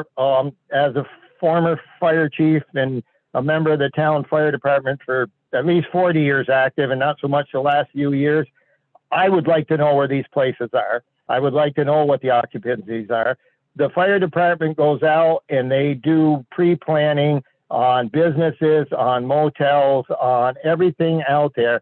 And the last thing that I think I'd want to show up is that what we would assume a single family house to be, and find out that there's a whole pile more people than what would be there. So there's no negative from the fire department. No one was out there. The police end of it, they only come when somebody breaks in or if there's a crime. So normally there isn't a whole lot of interaction with them. But I don't think we're being unreasonable. I don't think the fees are exorbitant. And most of that would be probably just the cost of doing the registration and knowing what's going on. So I don't, like I said, the ones that are well run, registered with the Airbnb people, those are fine. It's the ones that want to fly under the radar those are the ones that need to be regulated. Not everybody is an Airbnb. Some of these short-term rentals out there could be somebody that decides they want to, make some extra money. So we're going to take this part of our house and we're going to have people in and out of there, and they don't know what's going on, and we may never find them. But once word gets out and one word around the town, we'll find out. And it's nice to have a vehicle and have something in place that allows us to go to them and say, this is what you have to do. I don't want to encumber anybody's business. I don't want to see anybody, I don't think this is going to put anybody out of business. I know that these types of dwellings and these type of residents are very expensive to rent, and these folks put in a lot of effort to make them nice and make them happy and do what they need to do, and that's fine. I'd be more concerned about the ones that don't. Thank you. Thank you, Joe. I do have one question. You mentioned other state regulatory agencies. With whom in the state are you registered for your Airbnb? So Airbnb automatically deducts your Vermont, thank you. Okay. So that's already done. And then the Department of Fire and Safety, they actually have their own checklist that you can use to make That you sure. can use. Okay, is that a voluntary thing? Or I do believe. Do they actually monitor? Don't you? hold me to it. As far as I know, they don't monitor. Okay. I know that was one of my questions is if you guys were going to have our homes inspected, I was curious to see if they had the bandwidth to even do that. Okay. They have all sorts of information on smoke detectors, fire alarms, egress. It runs the whole gamut. They've got matrix and charts and all of that. that you should be following. I would say that they don't currently know who we are and where we're located. And I think that was something that Vermont is also looking into and talked about doing like a statewide. So as a landlord, I have to do annual reports on, well, it's EMPs. Lead paint disclosures. I have to do a walk around and make sure there's, all of that. And I have to file with the state every year. Is there any state agency that you have to file with on anything like that? No. Matt or Kurt, are you pointing to Kurt or are you? Okay. I have one other question Okay. for you and anybody else in the room who knows. I'd like to know if anybody knows about out of state or out of area landlords who are own units in our town for short-term rentals. In our town, Yeah. Rutland Town owned. Well, yeah, for purposes of this meeting, that's all I'm Yeah. gonna worry about. Killington's another. Yeah, right. Right, Killington right. for sure is different, but so for Rutland Town, do we know, Bill? Because we're in Rutland Town. Oh, yeah. Oh, well, just because it being more close to the resort, the number of condos and whatnot that you have up there, there's just. It's all around us, mountaintop and. No, I know, but there's the number in Killington is a lot higher and you have a lot more. Yeah, you have a lot of, Young gentleman. Yeah. Like I said, the vast majority of Rutland Town, we own our own homes and it's in our own home. Bill, do you have a comment? I found so far there's Yeah. at least 6 that the owner of record is not a town resident. Not a town resident, what of out of area resident? Colorado, Massachusetts, Texas, Okay. Arizona, yeah. Okay. All right, any other questions of Yeah, this I have witness? questions. Okay, Am I correct in saying, say you rented your Airbnb and you had a bunch of ruckus people, big party, beer party, a mess. Am I correct in saying that Airbnb has the right to take you off their list as part of Airbnb? Because that's what I learned today talking with different. So if I was to host a group that raised a ruckus, when I can ask them to leave. Right. I can ask the police to come and ask them to be escorted from my property. I change my door code. We're done. I then, upon completion of their stay, I can review them. I can give them basically 0 stars. I can tell the other hosts, never host these people. Here's what happened. Okay. That was my And then I question. can block them from ever staying with me again. Right. Okay. and do you do that kind of research yourself when you're getting ready to rent out a unit? In terms of knowing who's coming. Yes. I do. Okay, I'll Google people or ask them questions. So if I will tell you just informationally, the idea that we would have fly by night Airbnbers, I would say little to no. So if you guys were going on vacation and you're looking to stay in an Airbnb in an area that you have never been to, or you frequent a lot, you're looking for 4.8 stars and above.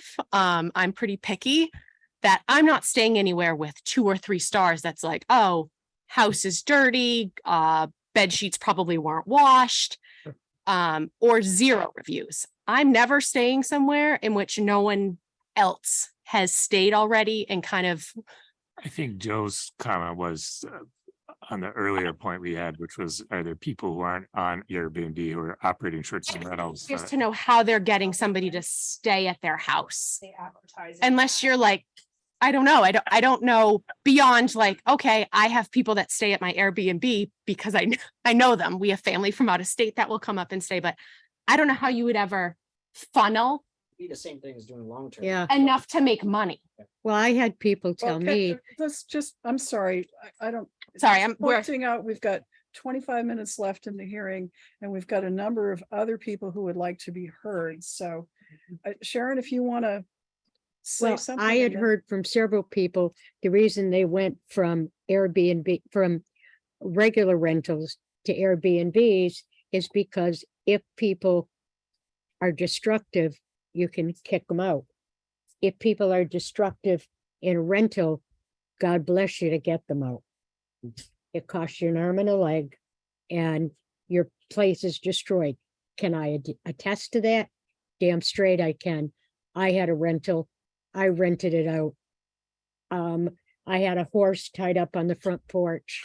You know, we had to put thousands of dollars into the rental and it took us a year to get rid of them. So, and try to collect, it doesn't happen. And I will zip it after this, just to respond to the fire department. We had that conversation at our the last meeting with the planning commission. And I will tell you that although I could supply you with a weekly list of who's staying at my house and how many people will be there, you don't know that anywhere. I could have 15 kids at my house this summer on a whim down in the basement watching a movie. You don't know that. I don't hang a sign outside that says, hey, fire department, 15 kids today. An Airbnb is the same way. You're never going to know the number of guests in your home. And I'm not sure why knowing it's an Airbnb would make a difference. We're not Killington. It's not, no homes in our town are, you know, your 10,000 square foot, 12 bedroom mini hotels. So I just. In addition. Thank you. Wait, we're gonna, please, we're gonna go in order of the folks who are signed up. Let's go to next, Steve Dardick. Oh, boy. Good evening, Steve. Hi, Mary. Board. I'm grateful Joe Gennaro spoke before I did, because otherwise I would have felt like the guy at the fair in the booth that gets the water dumped on him. This room is full of responsible people who manage their properties very well and are careful and adhere to the laws and therefore don't feel the need to be regulated. And I get that. And I think I'd probably be comfortable at staying any one of your Airbnbs and grateful to be there. But having said that, I agree with the points. I'm not going to take a lot of the 25 minutes that's left to this board.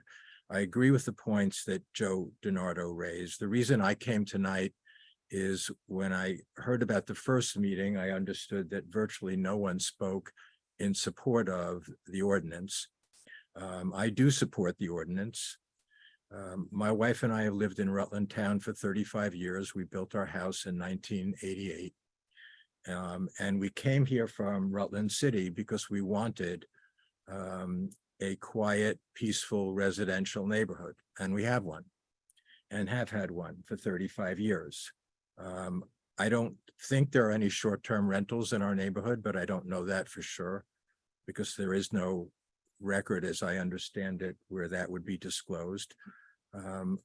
But there's a short-term rental issue that's come to prominence throughout the state and the country.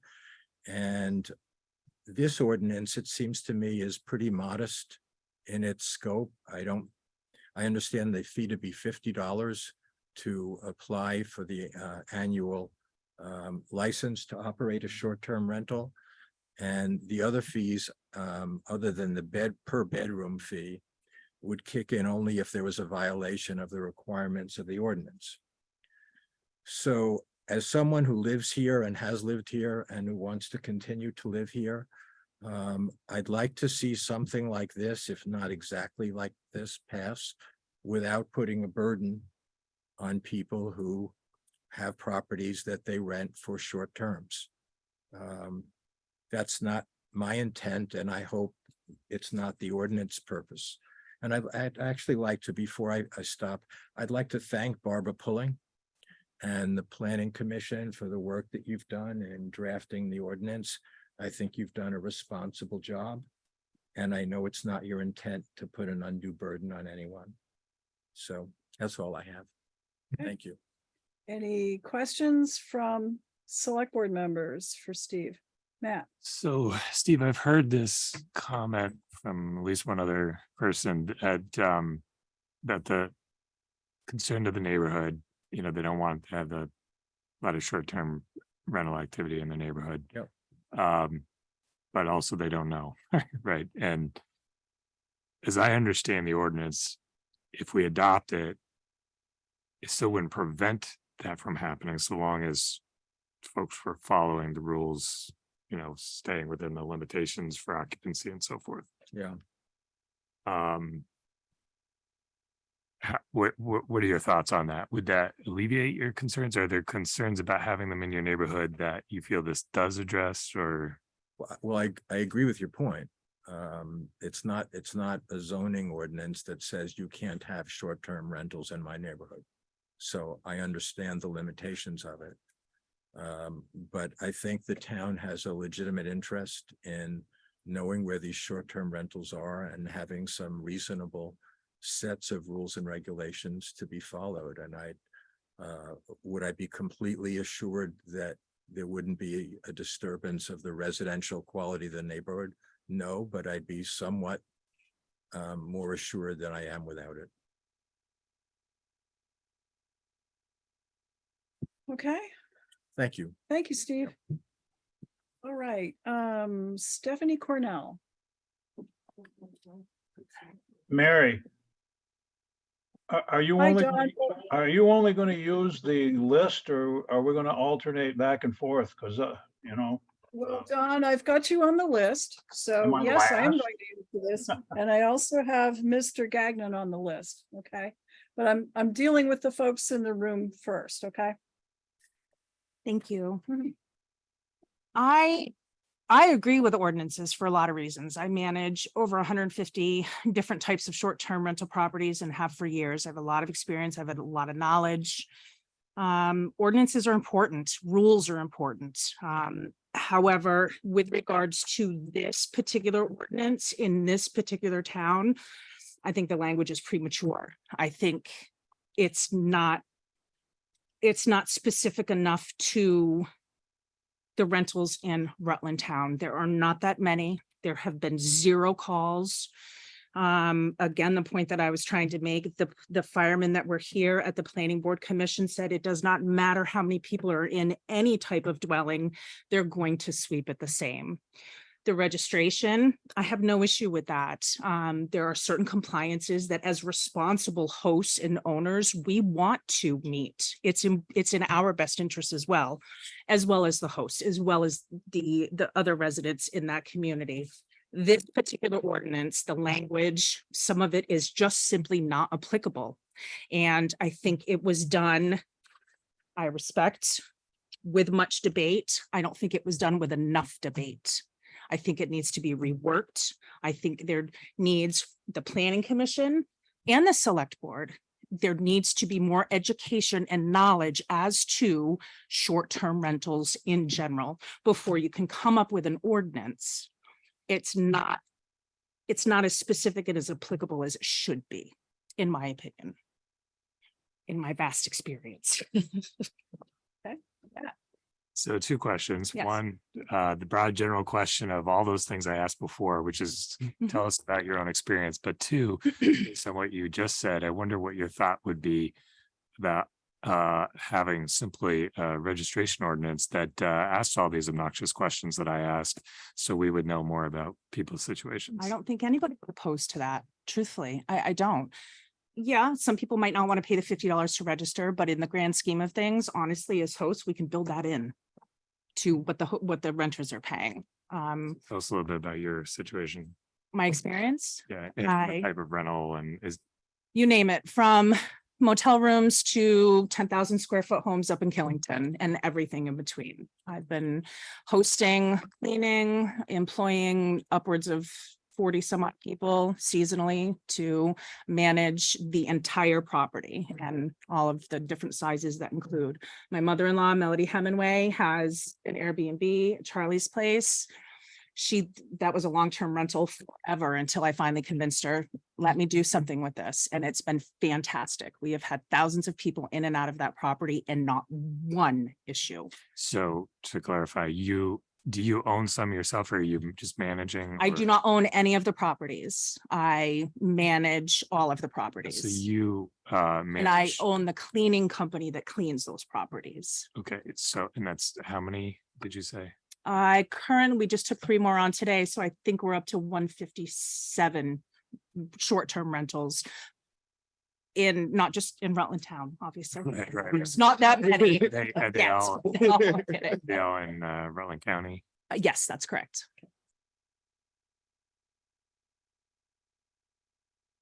And I will say, I can provide documentation to support the number of issues that any of those properties have had versus the successes. There's no comparison. So based on your knowledge of the properties that you are involved with, would you say can you characterize the units in the town versus elsewhere? Do they tend to be more of one particular type or another? For example, owner occupied or freestanding homes versus, a bedroom or that sort of The thing? majority, to my knowledge, the majority of the short-term rentals in Rutland Town are owner occupied. There are a couple that have, it is a singular dwelling. However, those owners are right down the street, a couple streets over in the community. Certainly within a very short period of time as far as response time goes. Airbnb, I think it would benefit anybody who is coming up with this ordinance to really learn more about how Airbnb works from A to Z. There is a lot that goes into everything that leads up to that renter entering into that property. There's a lot of tons of information, and the fly-by nights, I don't want to say it doesn't exist, but it is a very, very small percentage. In fact, in the almost 9 years that I've been doing this, I've not met one. Can I ask you? Of course. If we decided to hold on this and work on it so it better worked, would you be willing Yes, to come in and work with us? absolutely. I would, because I do believe some ordinances need to be put into place to protect everyone. So let me follow up on something Sharon asked, and that is, and that you touched on. Are there towns in the area that have ordinances that are better, that would be good models for us to look at? Bits and pieces. Ordinances should definitely be community specific, area specific. I could take some of the information from the Killington ordinances, and some of it would be applicable. We could kind of play with it and rework it, but the majority of what is in those ordinances are simply not applicable, much like some of this. And if we wanted to educate ourselves more about how Airbnbs work, where would we go? Is there online resources? Absolutely. Okay. Absolutely. I would just encourage everybody. I know we're all busy, but 20-30 minutes of Googling Airbnb, what it's like to be an Airbnb host, just do a little bit of research. I think it would benefit everybody involved to do that. That's actually why we're here getting information. So, yeah, Absolutely. we appreciate you coming in. Of course. Any other you. questions? You're welcome. From select board members? Okay. Richard and Hester Bateman. We're here, but everybody is speaking much more eloquently than I do. I would say the only Sorry, elephant in the room. sir, just for the record, because folks online can't hear unless you're in Yeah, front so of, come on up. I know people don't like to be in front of the mic, but it is helpful. Yeah. Thank you, I'm sorry. I would say the only elephant in the room I've seen in the last two meetings is that in my experience, I have never seen a government agency, once they put in inspection and fees, that it ever does anything except increase.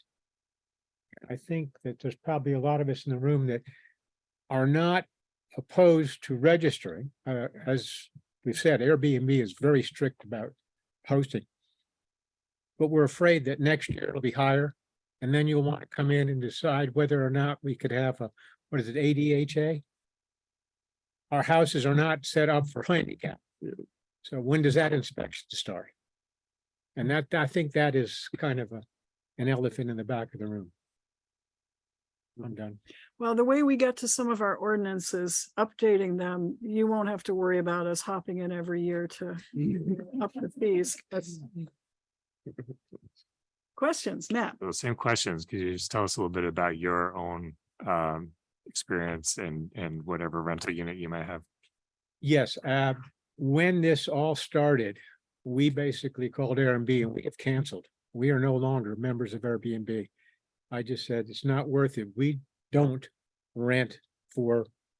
of tax purposes or anything. We rented because we were meeting people from all over the world. And after several days in the house, it usually ended up with a bottle of wine on the patio and having great friends from all over the world. Airbnb allows me to limit. Our house is limited to 2 adults and 1 child. I'm limiting it to 3 days. And I also have in the Airbnb, everybody understands this, we have quiet time. It is registered from 10 o'clock at night to 7 o'clock in the morning is quiet time. I don't want to hear you. So the neighbors aren't going to hear you. Is the unit in your home? Correct. Good for And you. this is an Airbnb thing that you put out there, the quiet time.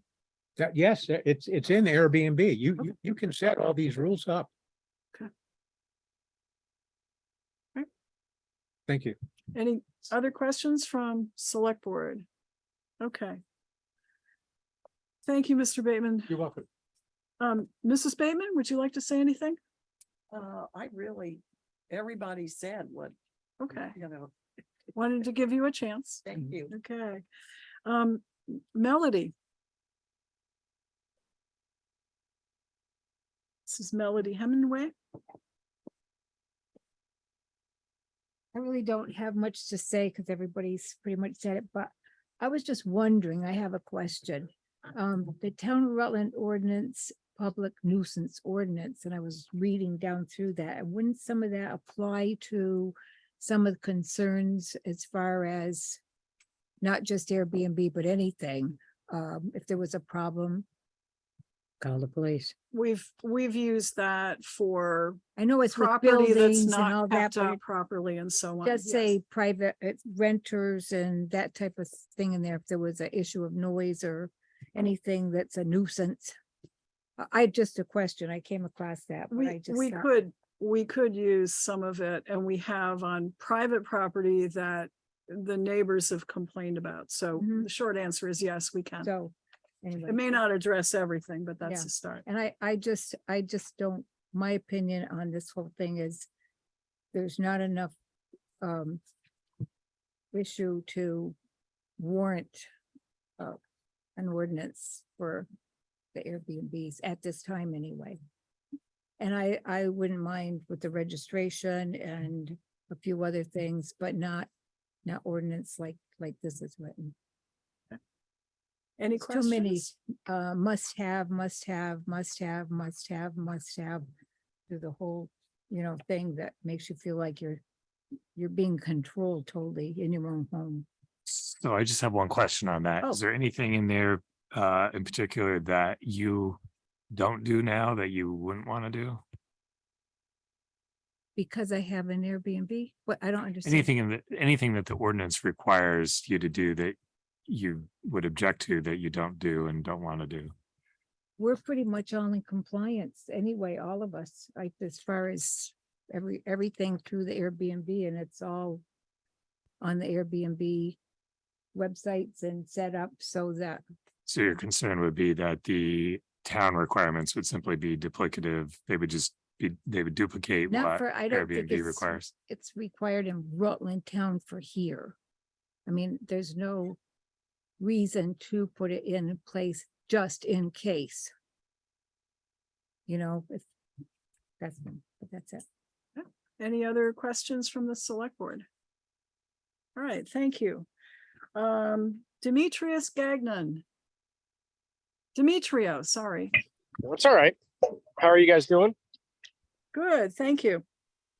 Well, thank you for getting to me. Yeah, I just wanted to chime in. I saw the ordinance and I was kind of taken aback. I mean, it seemed like, I hate to say it, but kind of like just a money grab. I mean, let's face it, the people that are not going to abide by the law, they're not going to register, they're not going to do any stuff right. I mean, we're taking care of our property. We're actually, we try to set this as like an escape place, and we have canoes. So, we provide a guidebook as to whether they want to go hiking or obviously going to the mountains is the most obvious one. Going to the reservoir. So we try to host an experience, and those are the clientele that we're able to, I guess, sift through with Airbnb. And again, I forget your name, I'm sorry, the lady that has a separate house that was talking really early on. You want to have 4.8 stars. You want to have 5 stars. You want people to come here and you want them to feel at home.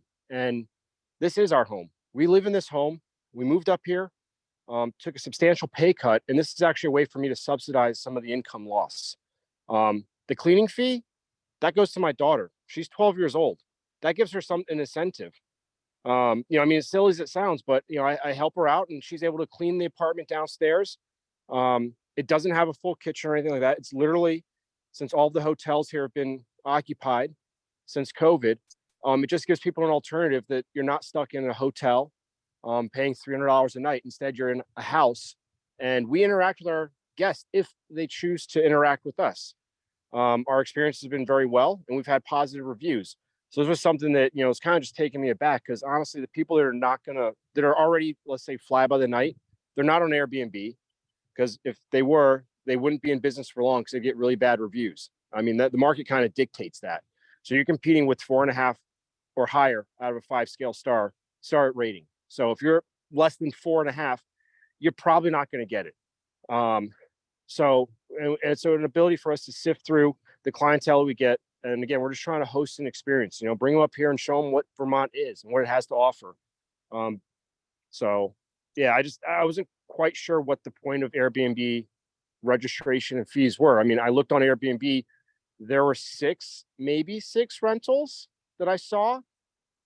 And if anything, it's really the penalties that are going to be, if you forget to register that year by November 1st or something, then you're going to get a $400 penalty, and then it's $800. And I mean, the reason we're doing is, it's to help subsidize an income loss. And it just feels like it's an easy way for you to get, to misstep, and now all of a sudden you've got a massive fee, and there goes, a week's worth of rentals. I mean, we did it this past year. I called Rutland Town and inquired if there was any ordinances or anything I needed to be aware of prior to doing this. I was informed no. Airbnb takes out all the taxes, the meal room, all that stuff. So I mean, we only see about 60% of what we actually, what's billed. So I mean, a lot of it comes out, and the town's already getting that money through the meal and lodging taxes. So I didn't really see what's the point of the ordinance. It just seemed like another law that was going to kind of affect those that are doing it right.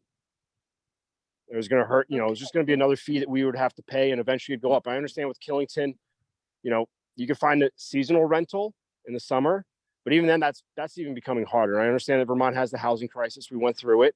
We're fortunate enough to land here in Rutland Town. We've enjoyed it. But it just seems like another barrier. And I think the people that are out here doing it. Oh, any go ahead. Select board members who have questions of you? Doesn't look like it. So thank you very much. Thank you. Yeah, Lisa and Jason, I skipped over you, and that was purely an accident. Sorry about that. That's fine. Who'd like to come up? Both of you? Yes. Okay. All right, Guess you're cover not it getting myself, advice, but huh? Thank you. Thank you. I think just like everybody said, the group has, I am not the manager. My lovely wife takes care of the Airbnb. My concern is why are we being selective on the Airbnbs? There's a lot of businesses since COVID that work from home. Lawyers work from home. Landscapers work from home. Construction guys work from home. People are coming in and out of people's driveways all the time. Real estate people are coming in, having meetings, multiple meetings at people's houses, lawyers. So if we're going to start setting fees, we need to set fees for everybody, which is fine with me, just as long as we're all on equal standing ground. The registration is very easy. You look up Airbnb or VRBO, whatever it is, and you'll see every place in Rutland Town that is available. So if you guys are looking for places, or the police are looking, you'll have a list of everybody that is renting places. You're not going to have a list of people that are doing businesses out of their houses. You're not going to have a list of lawyers doing work out of your houses. So you don't You know. mentioned lawyers 3 times. So Yeah. obviously I'm It's the gone. target. Yeah, so. no, but what I'm saying is, if we're going to start making lines in the sand, we got to make it for everybody.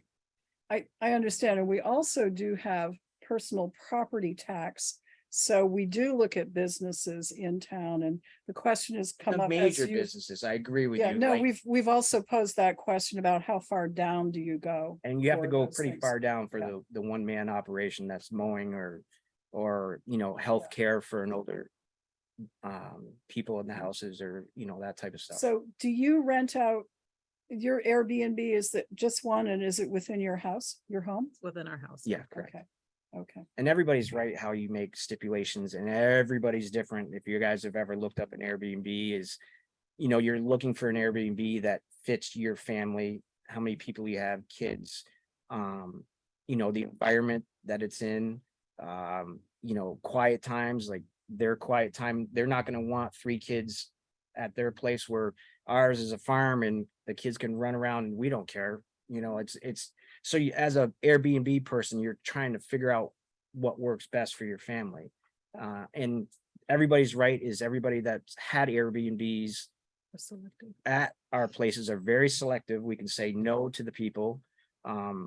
We had a younger group that was from Killington. Killington was all full. We knew they were a young group. That's not what we wanted. So I think everybody that has people at their house wants them to treat it like you would treat your own house.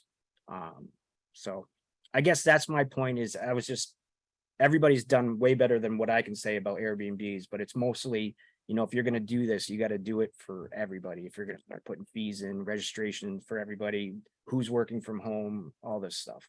Okay. That's it. Okay. Thank you. Wait. Oh, Select board members, do you have any questions? I do. oh no. Did you say, oh no? I said, oh no. I like your wife. You would be I quiet. know. Have you had any trouble at all with anybody? Never, no. And if we didn't have the Airbnbs, right now, south of the city, Yep. can't I see don't know anywhere out anybody there. that would go down there. What's gonna happen for foliage if we don't have Airbnbs? Because it affects all of us. It brings money into the, It does bring see, revenue. he's when shaking his head now. He agrees. Yeah, you put him in timeout Told when him you to get agree, home. yeah. Yeah, agree. Well, I she mean- did. I mean, she keeps our house immaculate and she keeps the Airbnb immaculate. And we actually had a young couple from New York that left it not the way Lisa likes it. and you won't have it again. She wrote a review saying, this is what the people did. Yep. It wasn't like they're terrible people. This is how we Slobs. like it. And this is how it was kept. Yeah, And it was it. And we, Yeah. and so anybody that's having these people are gonna see, right. this is how right. it was kept. I really have worked on this for a good solid week and I've called and I've talked to the chiefs and stuff. And I think it's important. It's going to bring money into the area Well, because can I follow up on that for a minute? And this is for all of you who rent. You pay Airbnb and they do the rooms and meals tax. Right. Do they add the 1% for the Rutland Town tax? Yes. Okay. Yeah. Your experience as well? You're Yes. getting it all. Okay. It's already Well, built, not all, it's yeah, built, 1%. it's built Okay. into their Thank you. platform. Okay. So, and we don't do any other, I don't even use VBRO. I only use Airbnb. And we also have another one in Florida too. And that we only pay a $50 registration fee. So again, not opposed to a registration fee, but like the other people were saying and the other gentleman, I'm not okay with the ordinance and I'm not okay with fines and I'm not okay, like I'm busy. I'm a mom too. And this is a way for me to supplement our income. And I want to drive so my if you kids to just, soccer games if and to you school. and- just signed up with Rutland Town, we have an Airbnb. That's it. You registered it with the town. If it was a Yeah, if you guys even $50 know fee, we're here. then like- that should be a one-time, in my opinion. Yes. Shot in done. the dark and you're bringing money into the town. Bringing You're a lot of bringing money. people into the Right. town Town's getting that tax. Yeah. and the I town's don't think getting there the should be any tax, fees. correct? Okay, Matt's got a question. It sounds like so far everyone here has used only Airbnb. Is that correct? There's no VRBO. Does anybody happen to know? It used to be VRBO didn't collect the tax. Does anybody know if they changed that?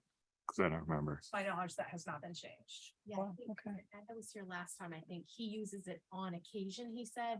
And one of the reasons he doesn't like it is because they didn't collect it. Yeah, a lot of people ended up in trouble because they didn't know any better, and the state of Vermont sent them imaginary notices for six-figure sums, and that didn't go well, so. Barbara. So I've got two other people who want to speak. Yeah, thank you, folks, very much. You have a Ratty. question or I see you're No. raising your hand, but. Remember, you're in Two other timeout. people waiting on it. So we've got Seems like. Don My Chaffee husband too. and then Dana Peterson. So, and we're kind of over time, but let's see if we can take just these last two folks for a couple of minutes each. Don. Yes, thank you, Mary. This is a thorny issue, and I agree with Joe, and I agree with Sharon. And you may be saying, well, how can you agree with both of them? They have kind of differing positions. Well, of course, this came up under my administration, and Bill and I had talked about this when we noticed some aberrations and some increases. I don't doubt the integrity or the ability to control of anyone that's in that room tonight that has spoken. However, those people that have said, well, we don't see that there's that many problems, why do we need an ordinance? Think of what Joe said about insurance, fire insurance, car insurance, whatever. The reason that we would do this ordinance would be to prevent the problems that we all know very well may occur in an economically challenged society that we live in right now. There's no doubt whatsoever that Rutland Town is a bedroom community. It has been a bedroom community for Rutland City and for Killington and the resort area for a long time. With the present conditions right now, it behooves someone to rent a property short-term in Rutland Town as opposed to a hotel or a condominium or space that is much more expensive at Killington. It's a short hop up there. That's number one. Number two, I think if we're going to, I think this needs more study. I really do agree with Sharon that it needs more study. And I am in favor of the ordinance. But I think what we need to look at more closely is the distinction that's being made. Everybody calls this Airbnb. Let's look at what it really is. We are changing residential areas into commercial areas. There's no question about that. Your first speaker said she has a single family home and she has 8 in there. I would venture to say that the percentage of single family homes in Rutland Town that have 8 people living in them is very, very small, if almost non-existent. We used to talk about a single family home being a couple with 2 kids. And of course, that's gone down. So 8 in one home. I think we have to make a distinction between a residential area and a commercial area. And what this ordinance should do is make a very, very distinct dichotomy between residential owners who live in Rutland Town and want to do an Airbnb, which most of the people in this room are, and those who are not residents of Rutland Town, who are simply purchasing property to make a commercial venture out of it. And although it may be small now, it's going to increase. I will guarantee you it's going to increase. I've talked to other people that are in the rental business, and it's proliferating all across regions like Rutland Town.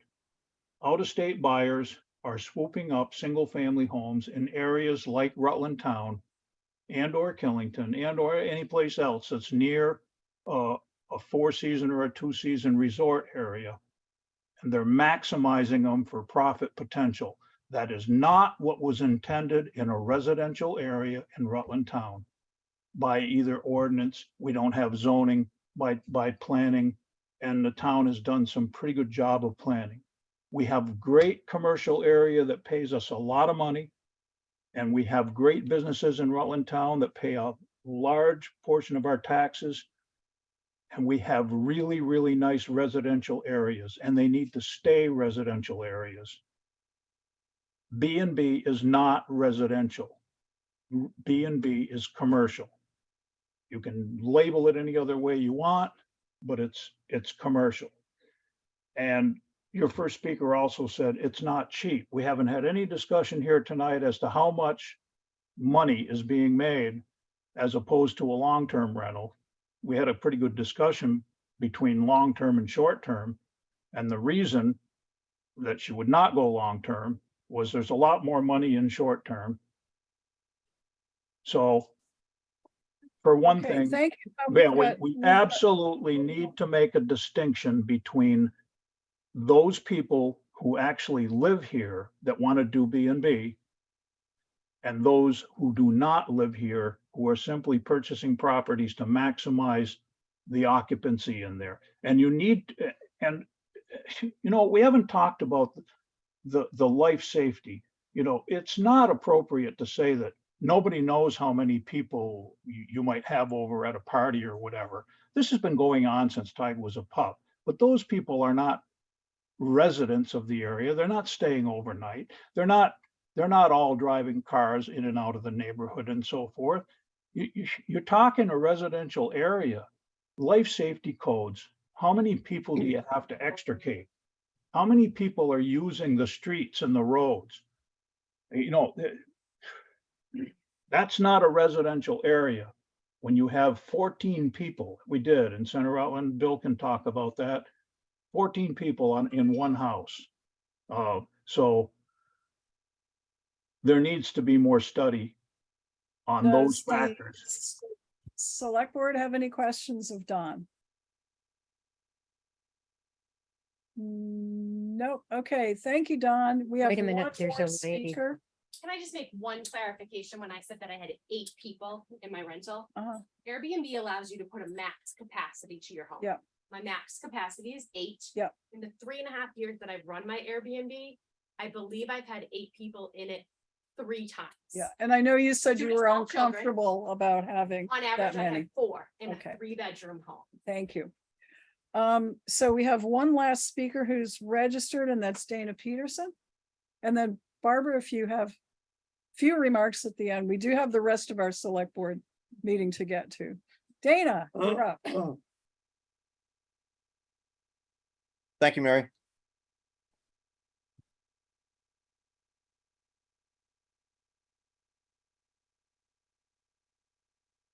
I guess this is mine. They'll pick you up, okay? Great. I'll try to do something unusual, Mary, and I'll try to be as succinct as possible. You can put me on a timer. I'll try to do it in 90 seconds. I just want, my name is Dana Peterson. I am a town resident. I am also the vice chair of the Planning Commission. And I just want the select board and anybody in attendance to know what I have experienced from this process. Barbara already mentioned that we've had 6 meetings and that we've gone over the ordinance in great detail. I want to highlight just a couple of points that were emphasized as a point of debate as we've deliberated on this particular matter. One, John Toffey mentioned it just moments ago, the distinction between a residential property and what turns into a commercial operation. And that was one of the things that we spent time identifying and looking at it through that lens. The only way that you can have any interest as a town in regulating commercial operations is to have an ordinance. Bill has suggested, you know, that if we just have a registration fee, there is no legal standing behind a registration fee for implementing that unless you have an ordinance. So you'd need an ordinance for that. The familiarity with Airbnb. The assumption is that people on the Planning Commission or on the Select Board do not have any experience with Airbnb. And I would just like to let folks know that some people have read every legal document on Airbnb and have participated in Airbnb in a variety of situations, though not perhaps from renting them.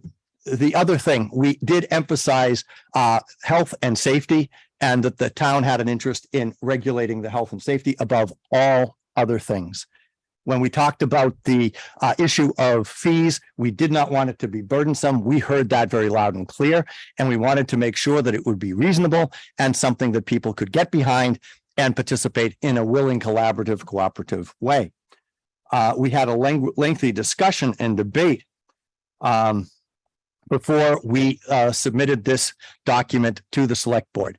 We reminded people if they were at the meeting and if they were online, that the select board asked the planning commission to take this on. Somebody asked us the question about why we were doing it and why we were trying to impose this on the people at the public hearing that we had back in May. And I was the one who said that we were not doing that. We were doing our research and our homework to be able to make a recommendation to the select board under whose auspices it was to actually enact any type of an ordinance and or to debate its merits and anything that would need to go in.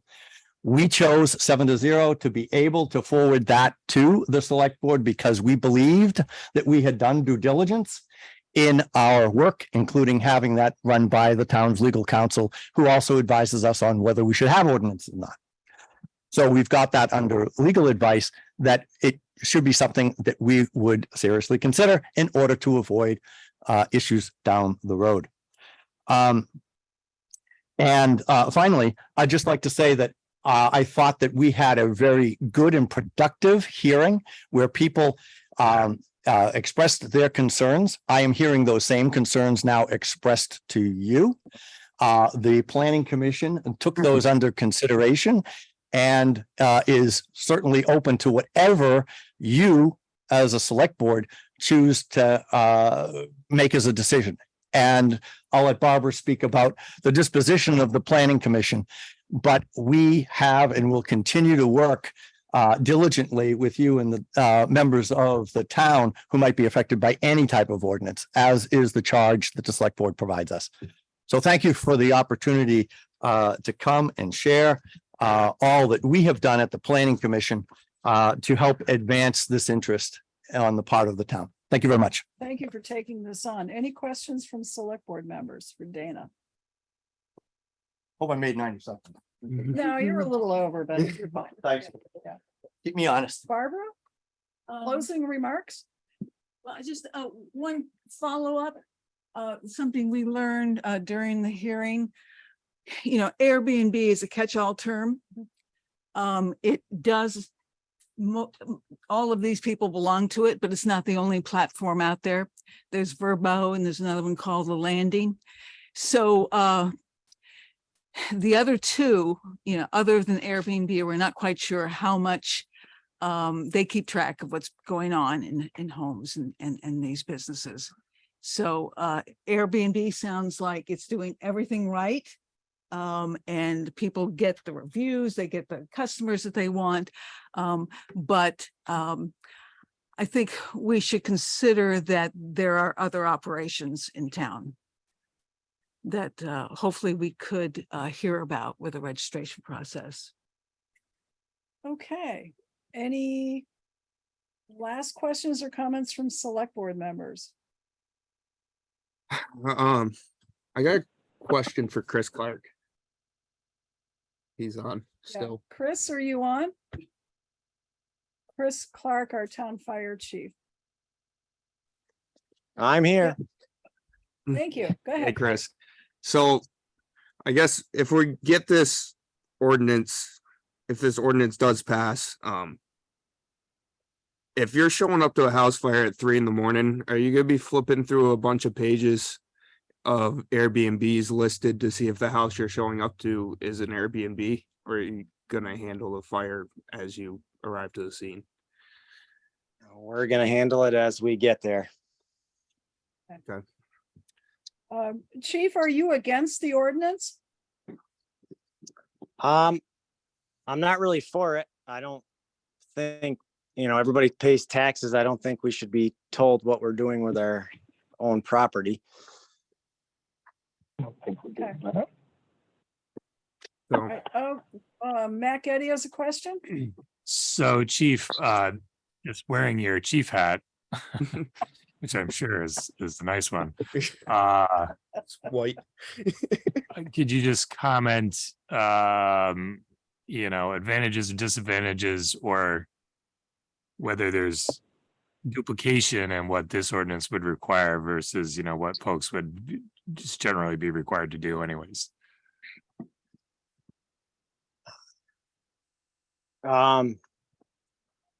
I don't know, whatever the state requires them to do, I guess they would have to do, but as far as the fire department, I can't tell you to put a sign in your house that says this is an Airbnb or a hotel or anything like that. I guess whatever the state law is. So, so you don't know what the state might require as far as fire safety? I do not for an Airbnb, I don't. So Bill may want to comment, it looks like. So I actually had the opportunity to go with the Division of Fire Safety yesterday and do an inspection in a house in the town. And it was eye-opening to see like what the property said, well, this is what I want to use. And they're saying like, Kurt, to your point, we're absolutely going to operate the house on fire 100%. They looked at like, does this bedroom window meet the requirements for egress? And in some cases they did not. So saying, absolutely right, giving the people in the house an opportunity to be able to get out themselves is the important part. So that's what the state does. And looking at it, they check for GFI outlets and making sure that they're around, all these things. It was a very interesting inspection and looking at making sure where the smoke detector is in the right locations. And I asked the person I was with, I said, we have about a third to half of the ones in town are listed greater than 8 occupancy. And I said, how many have been inspected? He said, none, as far as he knows. And there's only a couple of them that do it. So right now, there's no obligation that we have to make sure that happens. So right now, that inspection only happens entirely on a voluntary basis. There's no requirement that supposed to do this. Was that an Airbnb or just a rental or? It hasn't been listed yet. It's a private property. Okay. But it's owned, it's exclusively owned by out-of-state interests. Okay.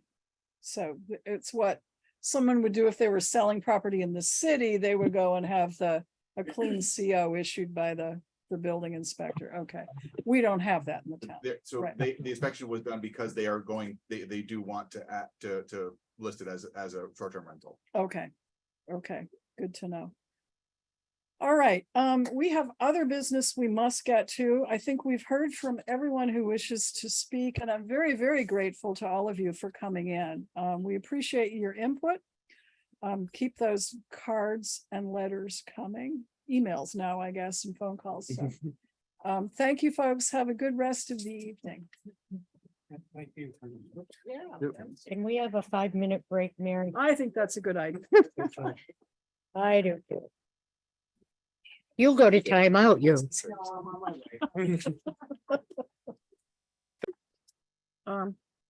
And we have heard some very good comments, and some enlightening comments from townspeople who came in to talk about the proposed short-term rental ordinance. So, let me first ask by asking the select board members that are here, including Joe on the phone, do we want to take this up tonight, or do we want to ponder the information and take it up at a subsequent meeting? Ponder. Ponder. Ponder. To ponder. Ponder. Ponder. We're Yeah. pondering. Commission said that a lot too. Okay, so we're not going to, that answers Barbara's question. We're not going to take it up tonight. We will think on what we heard. And there were some suggestions of other resources we could look at, so we have that opportunity. So thank you, Barbara, very much. Appreciate it. Okay. There's a lot of stuff on Okay, this.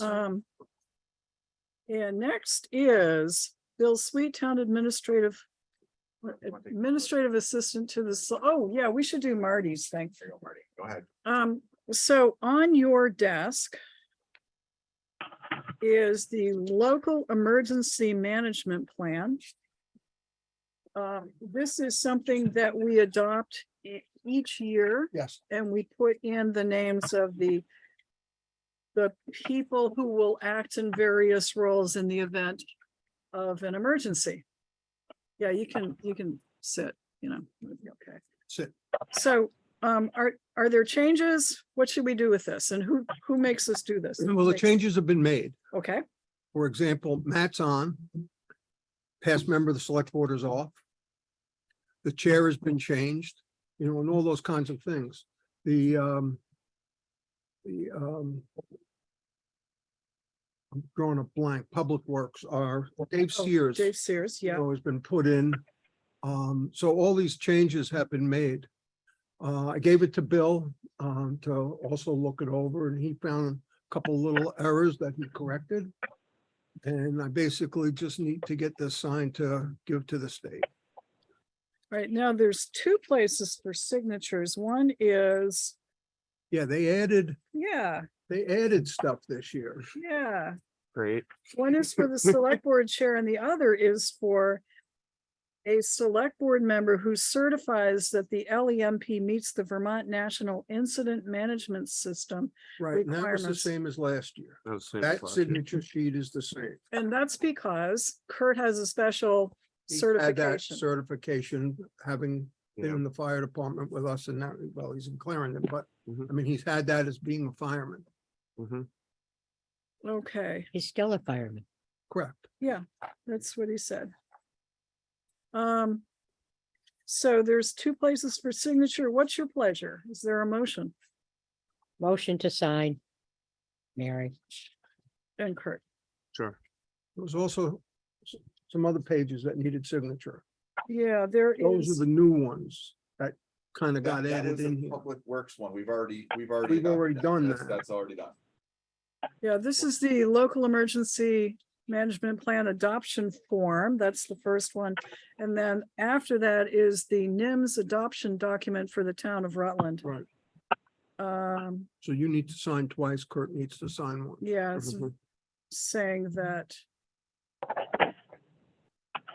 Okay, NIMS is as the standard for the town of Rutland standard for incident management. I'm sorry, did somebody make a motion? I did. Sharon did, and I there was did, a but I sec- didn't include Kurt, so I'll Okay, amend it to include Kurt. okay. Second. Motion's been made and seconded. Discussion. I'll just need the signed copy. So if you sign that and have Kurt sign. We gotta that, I'll vote get that. first. Yeah. Could be a yeah, big but- debate about it too. Could Huge. be a debate. Yeah, huge. Okay, let's Any debate it. comments or questions or discussion? If not, all in favor of the motion, please say aye. All right. Aye. Okay, anyone opposed? Motion carries and I am signing for the select board. And passing it to Kurt. You got a pen. Okay, I am leaving. I'll be out of town, so I'll submit that to the state when I get back next week. okay, good. Thanks Where are you for going? getting I this have to go to together. Jersey tomorrow. My daughter-in-law's brother got up to go to the bathroom and dropped dead. Oh, dear. Then we're planning on going to my sister's because we're taking my mother's caregiver, the lady who spent years with my mother. It's her birthday, so we're taking her out. Oh, Nice. So a little bad stuff and a little good stuff. yeah. So do you have that for me, Mary? It is right here. Do I give it to Bill to make sure he makes a copy before you take it? That's what I'm gonna do and then get it from him before I turn it in. Okay, well, So we'll have signed copies. okay. All right, We will. so. I know you can put it on the floor and then they'll find a recycle bin. for us. Yeah, So Yeah. we're done. I'm done. Thank you very much. Thanks, Marty. thanks, Marty. Oh, I'm sorry. I do have something else. Okay, But I didn't have the details with me. Let me see what I can muster up. There's a state emergency management in September seminar. It's a weekend.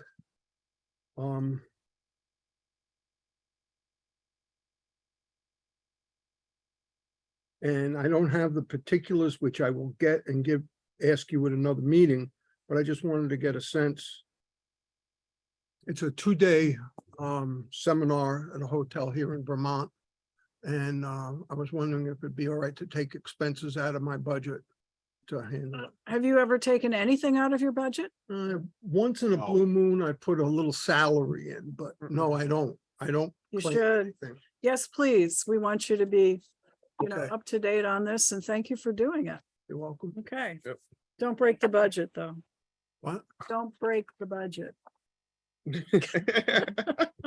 Okay. Thank you, Marty. Take See you, care. Marty. Okay, so, Bill, I think you're on and we'll walk through some of the things that we have. Good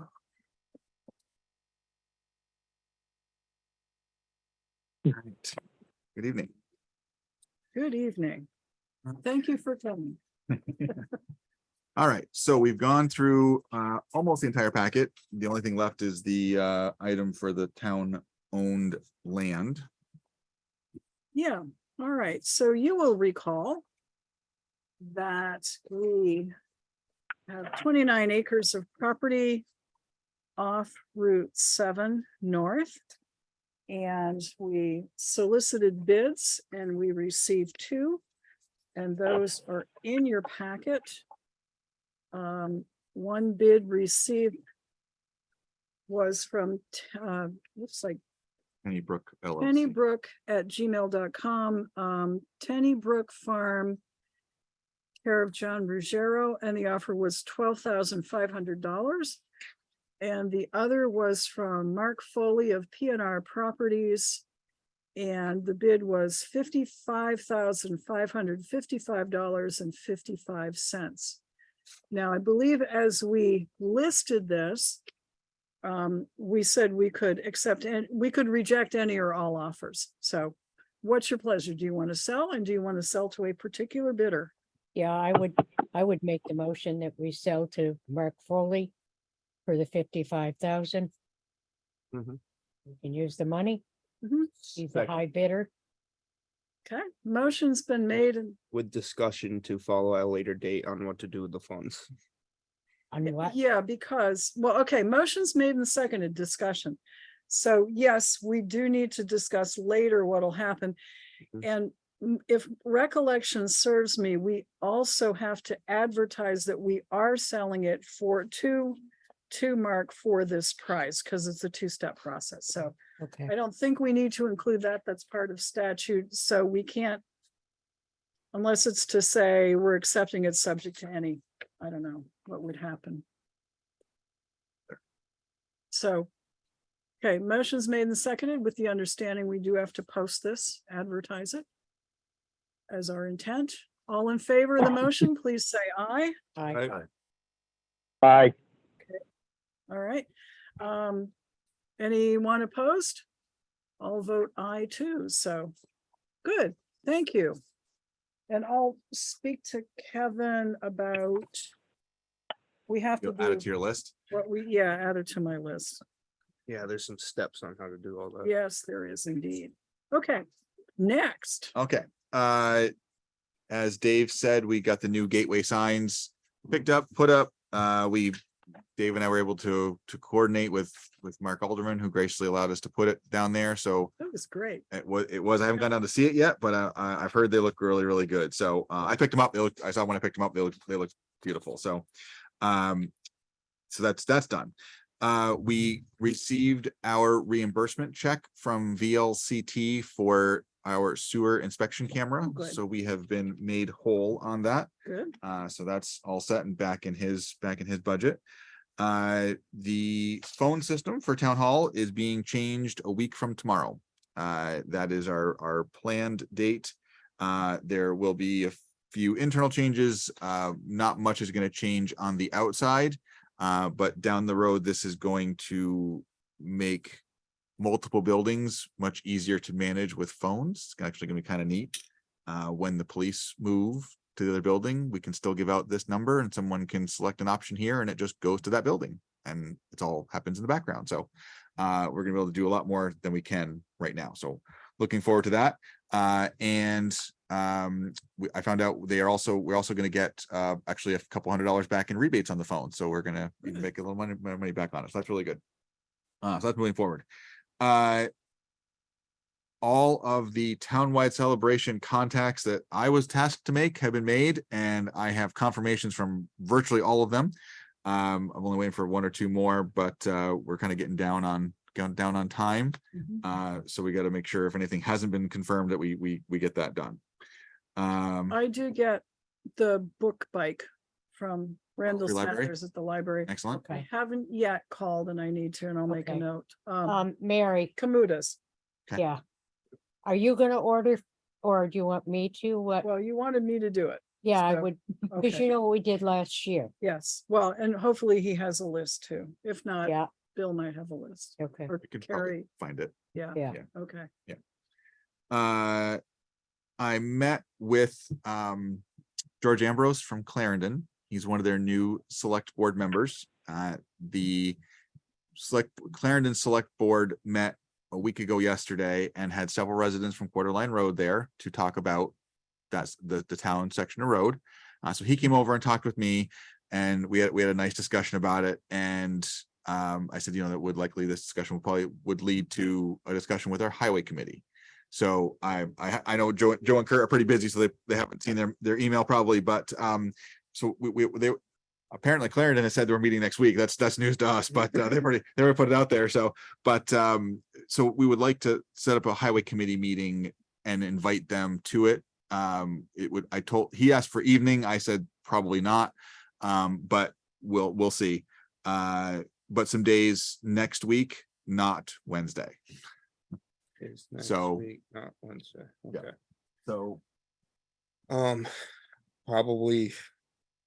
It's gonna have to be after 3:30. I'm gonna be at Sudbury all next week. okay, it is.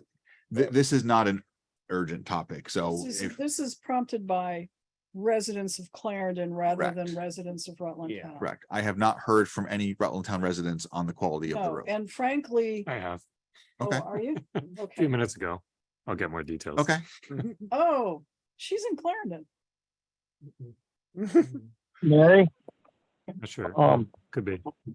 Yeah, Joe. I had a very long conversation with the Clarendon resident that has brought this up to, I think, Dave and anybody that'll listen. And I tried to explain to her that it is difficult for a Clarendon resident to tell a Rutland Town highway committee, select board, road commissioner what to do.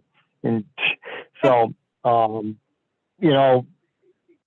working around Kurt's schedule to try to be working, an evening might work out better if for him and me, because of Han and his construction stuff. So maybe we just need to try to figure this out and sit down with them and see what Clarendon wants to say. I'd really like to hear their side of it. Yeah, so he was really nice and he did say they're not looking for us to pave the road. Like that's not where they're going with this. So he did make that pretty clear. He did say if we hold it in the evening, more residents will be able to attend. So Here's the other thing. There are residents of Rutland Town who live on that road who may have different opinions about whether it should be made a through road. Right. And what would be required. I mean, frankly, I own land up there. Not much, but I own some. So I think I mentioned this before, I believe that's a class 4 road and it does not require winter maintenance. And if we upgrade that to an unpaved, I don't know if a class 3 road has to be paved or not, but there's going to be a significant amount of work to make that meet standards. And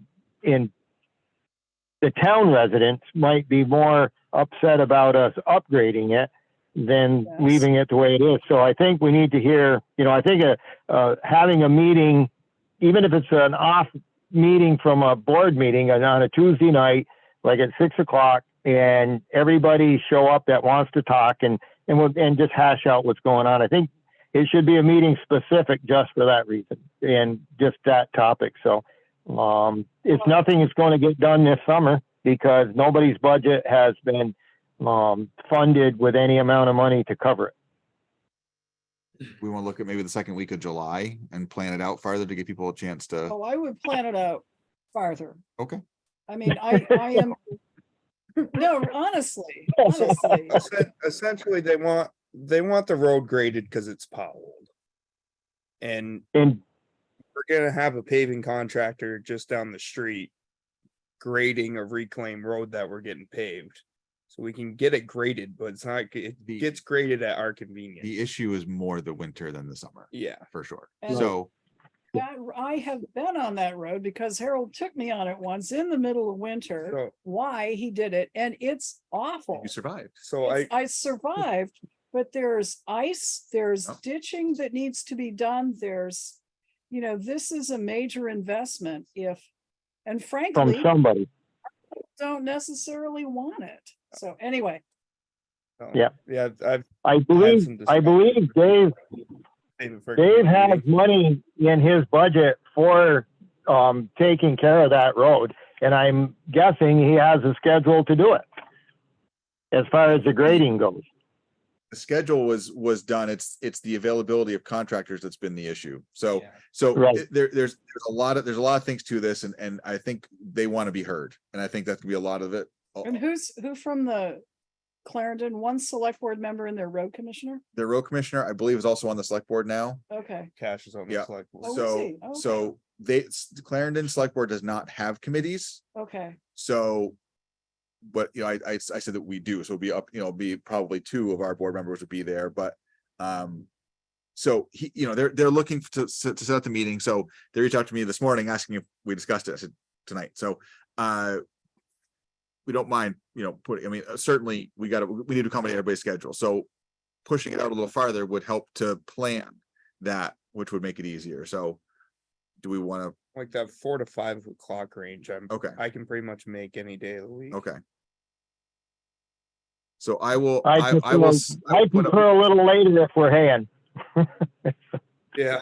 yeah. Okay. Normal board time at 6 is good for me. I could usually get away by then. Okay. A rainy day between 4 and 5 o'clock. There you go. I like that. So I'll put out some dates and see if we can coordinate Yeah. and put that together. Yeah. What is the request from Clarendon? Winter road maintenance. Of a class 4 road. Class 4, okay. Yes. We do have a winter of class 4 road winter maintenance policy adopted. Yes. Right. That says we'll pretty much get there when we get there. Right. And Class 4 road. That's not good enough. Right. And But when I have some driveways up there, and in the past, I'm not sure this past winter, but when I've witnessed a Clarendon truck pick up the snowplow at the town line, drive down to the asphalt, turn around, drive back, put the snowplow back down, like I don't feel you too got to be bad here. kidding me. Yeah. Yeah, I've seen it in the past. When they asked me how many dirt roads we have, I said, this is our other one. So, we don't, and they know that. So they have half of their roads are dirt roads, and this is one of our 2. So Maybe we'll set up a meeting. maybe the simple part of this is if the town, and we'll discuss this at the meeting, and I'll just throw this out. But if the town of Clarendon wants to plow that dirt section during the winter and take care of it, because I think the rest of the road is dirt, and they would have sand on and not salt, because the town doesn't put up any sand to speak of, very little. So if they want to do the winter maintenance on it, take care of it, that might solve everybody's problem. Well, except we need to check with the League of Cities and Towns about one municipality plowing another municipality's road. Well, I think it happens on the Mendon, Mary. Doesn't Mendon plow part of Town Line Road for us or whatever? We're already in this. Well, we may be, Joe, but we do need to, Yep. before we come up with a solution, we need to make sure that our people perceive that there's a problem and not just the town of Clarendon people. I will reach out to the league and see if I can get some Yeah, information on that. good. And we'll go, so that might take a little while, little time to get back from them. So we'll schedule Yeah, after we hear that back. So, probably will. okay. It's On vacation too. Okay. All right. So Clarendon, you got I had only printed the small construction schedules in your packet, but they were pretty much an eye chart. So I got them as big as we have the ability to print them here, Yeah, good. which is what's on your desk. So those are bigger ones. And also on your desks is information we got from VHB on the service road. They're all of the scope of work for them. So Joe, you have all that in that envelope, Joe, if you picked it up. Yep. Just one point on that service road and the monies. I do believe in the 22-23 budget, that has just come to an end for highway, there is 30,000 in there that we set aside for that. And I do believe in the budget we are starting, there is an additional 30. I'm pretty sure that we've done that twice in a row. So there's a fair amount of money available if we want to continue with this. Yeah, what's your pleasure, Highway Committee? And it's gonna carry over too, It so. will carry over, so. Right, the 30 carries over, so we, it's, so technically I was gonna talk to Dave and just tell him to, when he looks at his numbers, just kind of earmark that 30 for engineering. I think we need to sit down and decide if we want to try to pick up where we left off and get to the point where we get the information and get the documentation so we can decide what we want to do going forward. I think it's going to be an incremental project, and whether the town does it or we look for some help from wherever for grants, but it is a necessary part of the economic base down there to try to help those businesses that are located on Ranbury Road come up with a better way to get customers and clientele in and out of that dead end street. Well, I'm sold. So do you want to sit on this, or do you want to make a motion tonight? I think that I need to, I don't, I missed the last meeting when I think you initially talked to VHB about it, and I need a little bit of follow-up to know where we are. Oh, So- okay. Well, first of all, he said we did it.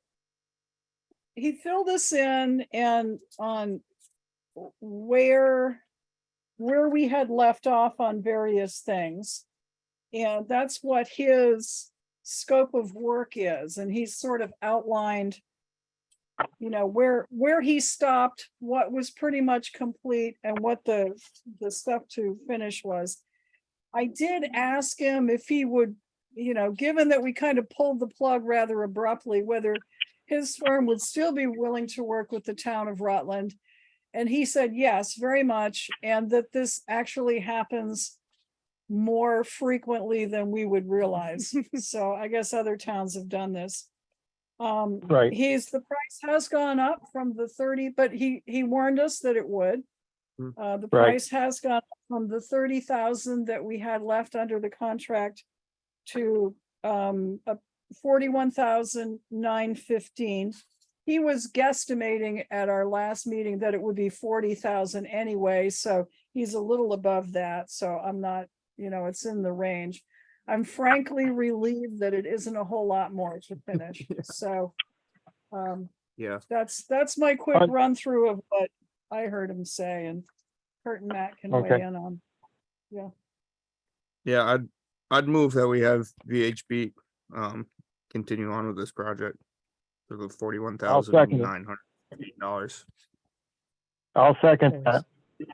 Motion's been made and seconded. Discussion. We might as well not keep kicking this can. Oh. Get rolling, I and want to get this we done. need to get some blueprints that are shovel ready so we can go find some money and get this thing done. Sounds good to me. Yeah. Anything else in here that looks important to you, Kurt? Not to me. You're the attorney. This is well within our budget, so we can do it.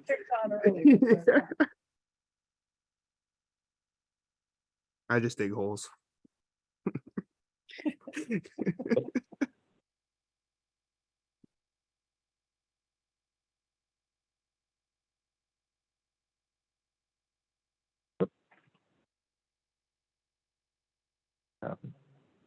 I assume there'd probably be a contract that would end up.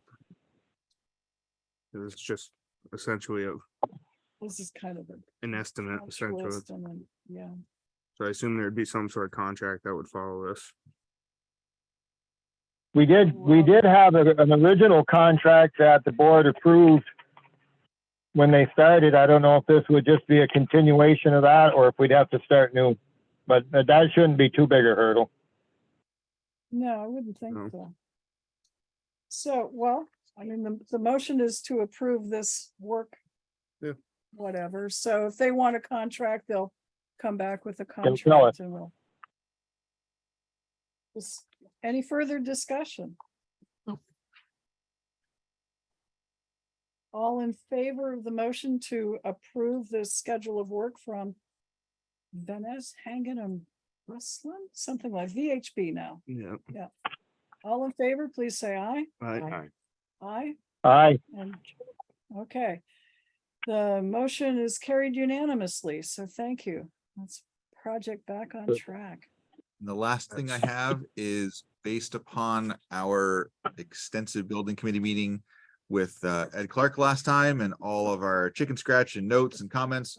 There is a revised set of plans hanging up over there for the downstairs remodel, which is our latest and greatest iteration. So if we're largely in favor of that without some small changes coming, he's ready to bring in some people to look at different parts of the aspects of the project and for structure and electrical and all that stuff. He's ready to do that. So are you meshing with the energy efficiency people with that grant that we have? he is aware of those funds. Okay, The actual implementation of that hasn't actually come down yet. We've been awarded the money. Now they have to tell us who, there's another step that's coming. So the Right, Regional right. Planning Commission is squarely in the middle of this. yeah. And I have a couple people there that know we have the money, they're ready for us to go. We just need to get somebody, the consultant, to do that.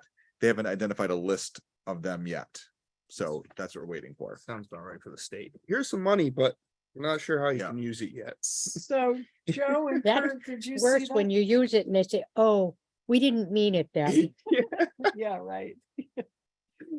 So back to Joe and Kurt, have you seen the proposal there? I haven't looked at that yet. Okay, I haven't either. It did so- get, but I saw I saw the preliminary drawings that they had when we had the meeting a while back, but there were some changes.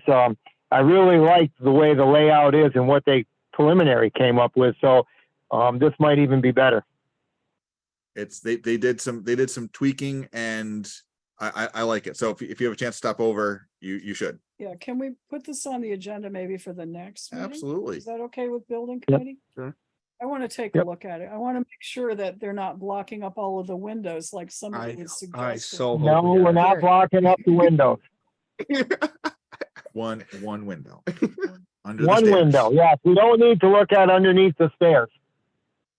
No, but I was thinking if you had a sheltered portico kind of place, so voters could come in and people could come in and be let off by cars and just get out of a car and go under.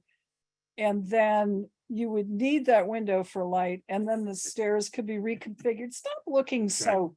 Drives your voting. Man, that sounds. None of this affects, other than some doors, none of this changes the outside of the building. One window. No, not the window. But we're adding a window. We are adding a window. Mary wants the damn window kept. Oh, speaking of windows, The window really needs to go. speaking of windows. Ed's looked at it. Ed's interested in it. So we've got two people that I know, three people. Joey was interested in that window downstairs that was ordered and we couldn't return it. And I think it Yes. was for the town clerk's office. It was Don had offered $100. $100. Ed Dumas is offering 300. Better I get don't know more. if Joey had a chance to measure it up, and Another round of sealed bids, I guess. Need an engineer for this one. I know, I'm saying that, yeah. That's the window, because I'm kind of building a house. For $500, it's yours. Joe, did you measure it up? Do you want to? I mean, I measured it up. It'd fit in where I wanted to put it, but I don't need it that bad. And I would defer to somebody else because I was going to offer you $250 for it. Well, Out- Dumas is outbid. going with 3. So Outbid. Go away. So Right, so- if Ed wants it, then I think, everybody's had a chance to the three of us that are interested, and he's the high guy, I think we should let him have it. I'll make that a motion as the part of the building committee. Okay, motion's been made to sell the excess window downstairs for $300 to Ed Dumas. Is there a second? Second. Motion's made and seconded. Discussion. I don't want to know what we paid for it, so. No, you don't. And it was a Where's the You mistake. don't want to know, Matt. Better not to even know. No. It came All from in building favor of the maintenance. motion, please say aye. Are we gonna Aye. put the money Aye. back in building maintenance? Aye. Aye. Motion Aye. carries. Aye. Aye. All right, This- it's unanimous. Aye, Second to Kathy. that. On the last topic of excess, I did send out to department heads and everybody that we had some tables and chairs available that we're Yes. gonna go out. There's one table left, Wow. all the chairs. All of the chairs are left? Oh, yeah. Oh, crap. What chairs are we talking So, about? what's that? What kind of chairs are we talking about? like Folding metal? too? Random. Random miscolored, stained, upholstered. Mary's a big fan of them. Some Needed. swivel, some don't. By the date, I'll be happy to give you a tour if you like to. I was going to put them out to into the general public tomorrow for that, if anybody wants Okay, one, I but think there's that's- probably Good idea. 14 or 15 down there, so. It's fine. Okay, that's all I got. All right, thank you, Bill. Any questions or comments for Bill? All right, let's see, do we have any committee meetings? Did that. Did that. Okay, no. So what we have under action needed, we've taken care of A, B, C, and D. E should be short, board to discuss Northwood Park Town and School property. You saw the exchange of emails I sent on to you. Tina Keshava reached out to me before I reached out to her. The school, of course, had received the petition from the dog park people, realized that it was the 2 acres they were looking at was on school property. They absolutely cannot use it for anything other than school purposes. And she said the school board wants to know if the select board would be interested in purchasing that 2 acres for fair market value. So I emailed Tina and said, let's go have coffee sometime. So if you are comfortable with that, I think I think that's the best bet. she and I could chat a little bit about some of the history there and the whatever. Yes. We could give Mary? them the dog. Could we charge So- somebody in the interim with actually digging up the factual history Oh, Lord. regarding where that property came from and how, who paid for it? Yeah, what? that was, One of the Joey, things do you that we remember need to research, and I brought this up a little bit to Mary when I made this, and then I had a nice talk with Lynette Gallipo, and we need to find out, and we need to make sure that, she had mentioned that as long as the school owns that, the city cannot take it by eminent domain to protect their water treatment facility up there like they want. So- And So So Joe, has I anybody- raised that, Joe, I raised that with Yeah. Kevin Brown and Yeah. it's just, it didn't sound right. I think Matt and I discussed it briefly as well. I don't think there's such a thing as, well. Well, If I the just city wanted- could exercise, if the city could exercise eminent domain, they could do it against either the town or the school board, but that's a big Okay. if. All And right. we haven't Well, I heard just want to make anything sure like that for we, years. yeah, I just wanted to make sure all the board knew that and that we make sure that if we end up with it, which I firmly believe we should have, I don't know if I want to pay fair market value for it because the town has already paid for that once and it would be the town paying for it again. And this kind of doesn't set well with me, but anyhow, I think we just need to make sure that maybe have either Kevin research it a little bit to make sure that we're okay. And if we end up with it, then we could move forward with that because I think having just one of the town governing municipal bodies, either school or the municipal side owning it, would make that a little better up there as far as what we do and how it gets done. Matt, So I just think it would be useful to know the history of how it was acquired, if we can find out who actually paid for it. The town, whether it was us or the school district that paid for it. You're right, the town paid for it, but there's sort of two sets of books. There are legal limitations on the ability of the municipality to transfer assets to the school district. And that's an asset of theirs that has some value. So personally, at this point, I would not be opposed to paying something for it, because you're not necessarily taxing the town folks again. You're just moving it from one set of books to you're swapping assets, okay, in essence. And that made it's an asset of theirs. They need money as much as we do or more. So, it might make sense to pay them something for it. How much, is another question, and whether there should be offsets for other, services that we provided for that property, what have you, is yet another question. so research on where it came from, and frankly, whether there are already any restrictions on it, because There are may be. restrictions, because I was on the school board at the time. Okay, Lynette has a pretty good background on that. yeah, I think I want to see what's actually written in the land records Yep. as to restrictions, so. Could we charge Gary with that, or? It's like we do anything else, we just do the homework first. Right. Yeah, yeah. You know what, I Mike got an was- idea how we can pay for it when we get there. Wasn't it was it the Barker farm? It used to be the Barker Farm, and the property up there was originally looked at and purchased for building a high school. And then Yeah. that's as far as I remember being on the committee with Roxy Hathaway and a bunch of people. And Freddie Gallipo wanted the town to have its own high school because it was not very good plans to be part of the Mill River School District, the high school. And so we looked into that, and it didn't go anywhere, but we purchased the land. I just don't know how it was purchased, and I don't know how it got divided up between school side and the municipal side. So to Mary's point, there should be something in the land records that shows that being transferred from I believe it was the Barker property to the town, and then how it got divided between the two. But it should all be written down somewhere. And then if there's any restrictions or any covenants or whatever you want to call it on it, that should all be a matter of record.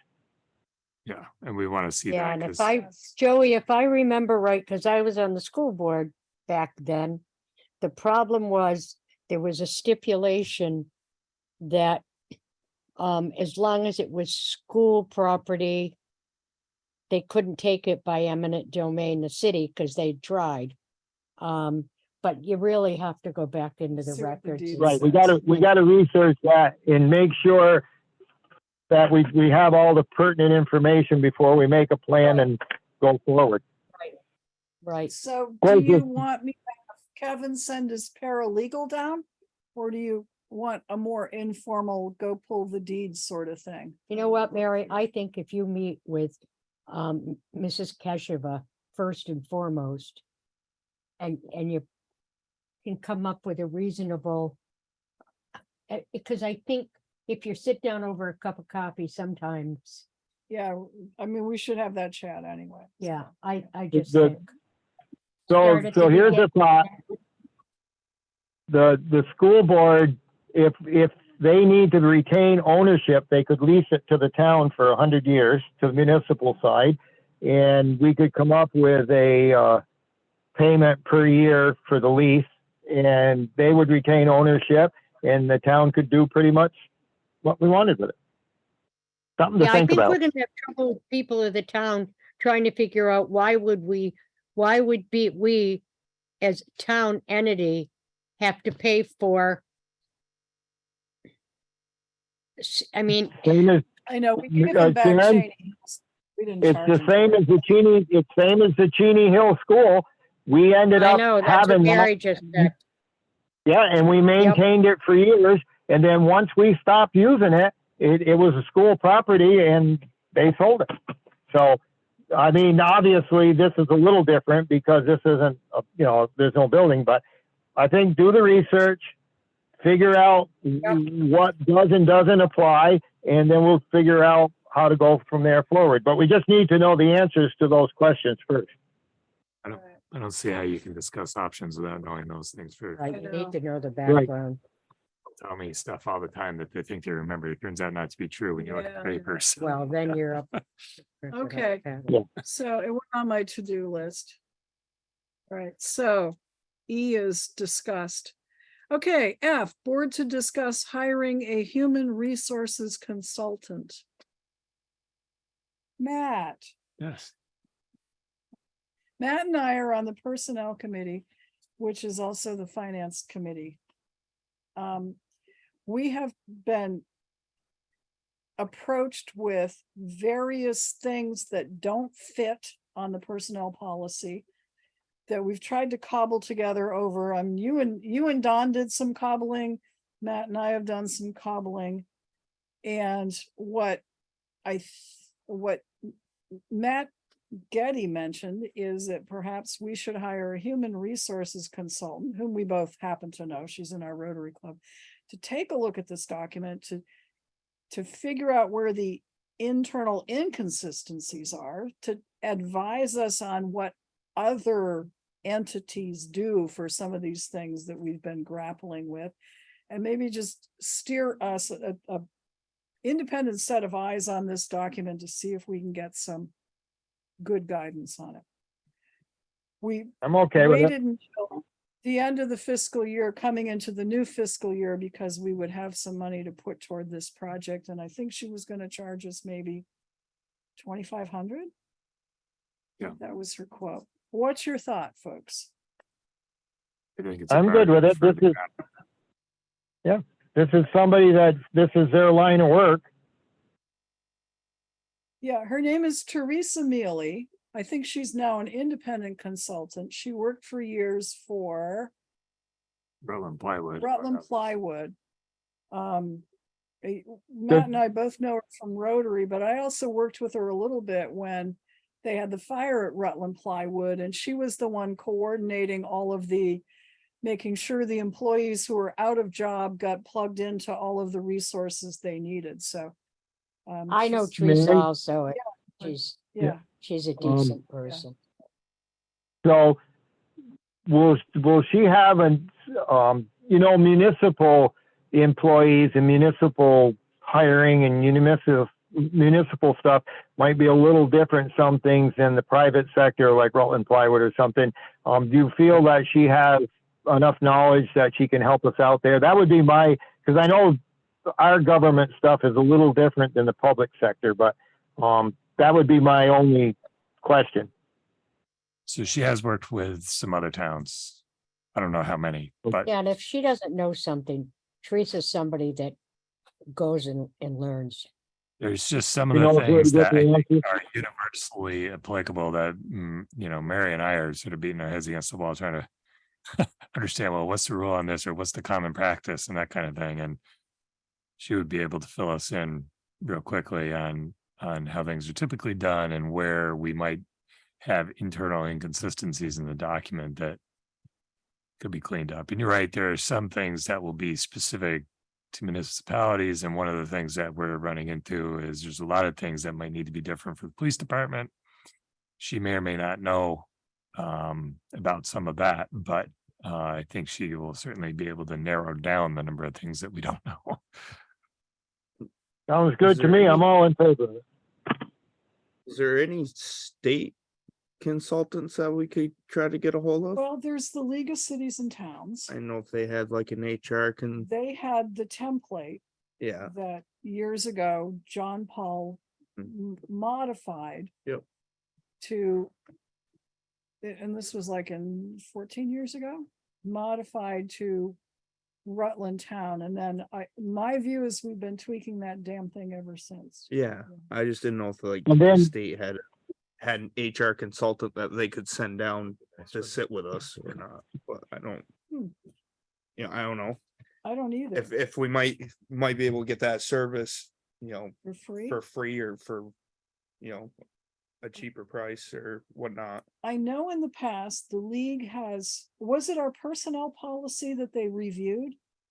Yes, So they do reviewed it, authorize- Mary, and they made changes. And then we went through page by page and line by line, going over what they did. And I still don't think we got it right. Or at least, think I'm you're- not sure. I think if we had Teresa as an independent vendor, it's part of her job. And I think she'd do the job, to be truthful. I mean, she'd do her research. I mean, that's what I know of her. Should we? Let's see, was the motion made? Was there a motion made or no? No. Okay, should we get a proposed contract from her so that you folks can see what she's proposing to do? Yeah, And I think maybe that's a good maybe idea. a resume with a couple of other towns she may have Yeah. worked at? Okay, all right. Mary, if you want to stay Yes. consistent with the purchasing policy, this does not require going out to bid, but we would be required to get 2 or 3 proposals to do this review of our personnel policy. That might be the best way to go. That way we'll be fair and we won't have anybody coming back and saying, hey, I didn't get a chance. Okay. Yeah. So. I like perhaps being we can consistent. address Bill with seeing who else is out there who does HR work and seeing if they would be interested in reviewing our personnel policy and what they would charge. So, okay, yeah, we should be consistent with our Yeah. purchasing policy, even though we haven't always been. So Yeah, we're pretty good. we're not bad. We try. Okay, so. Yeah. Maybe for next meeting. All right, so that takes care of F. G, we discussed briefly. I will say that there was this real disconnect about who was responsible for the public safety building contracts.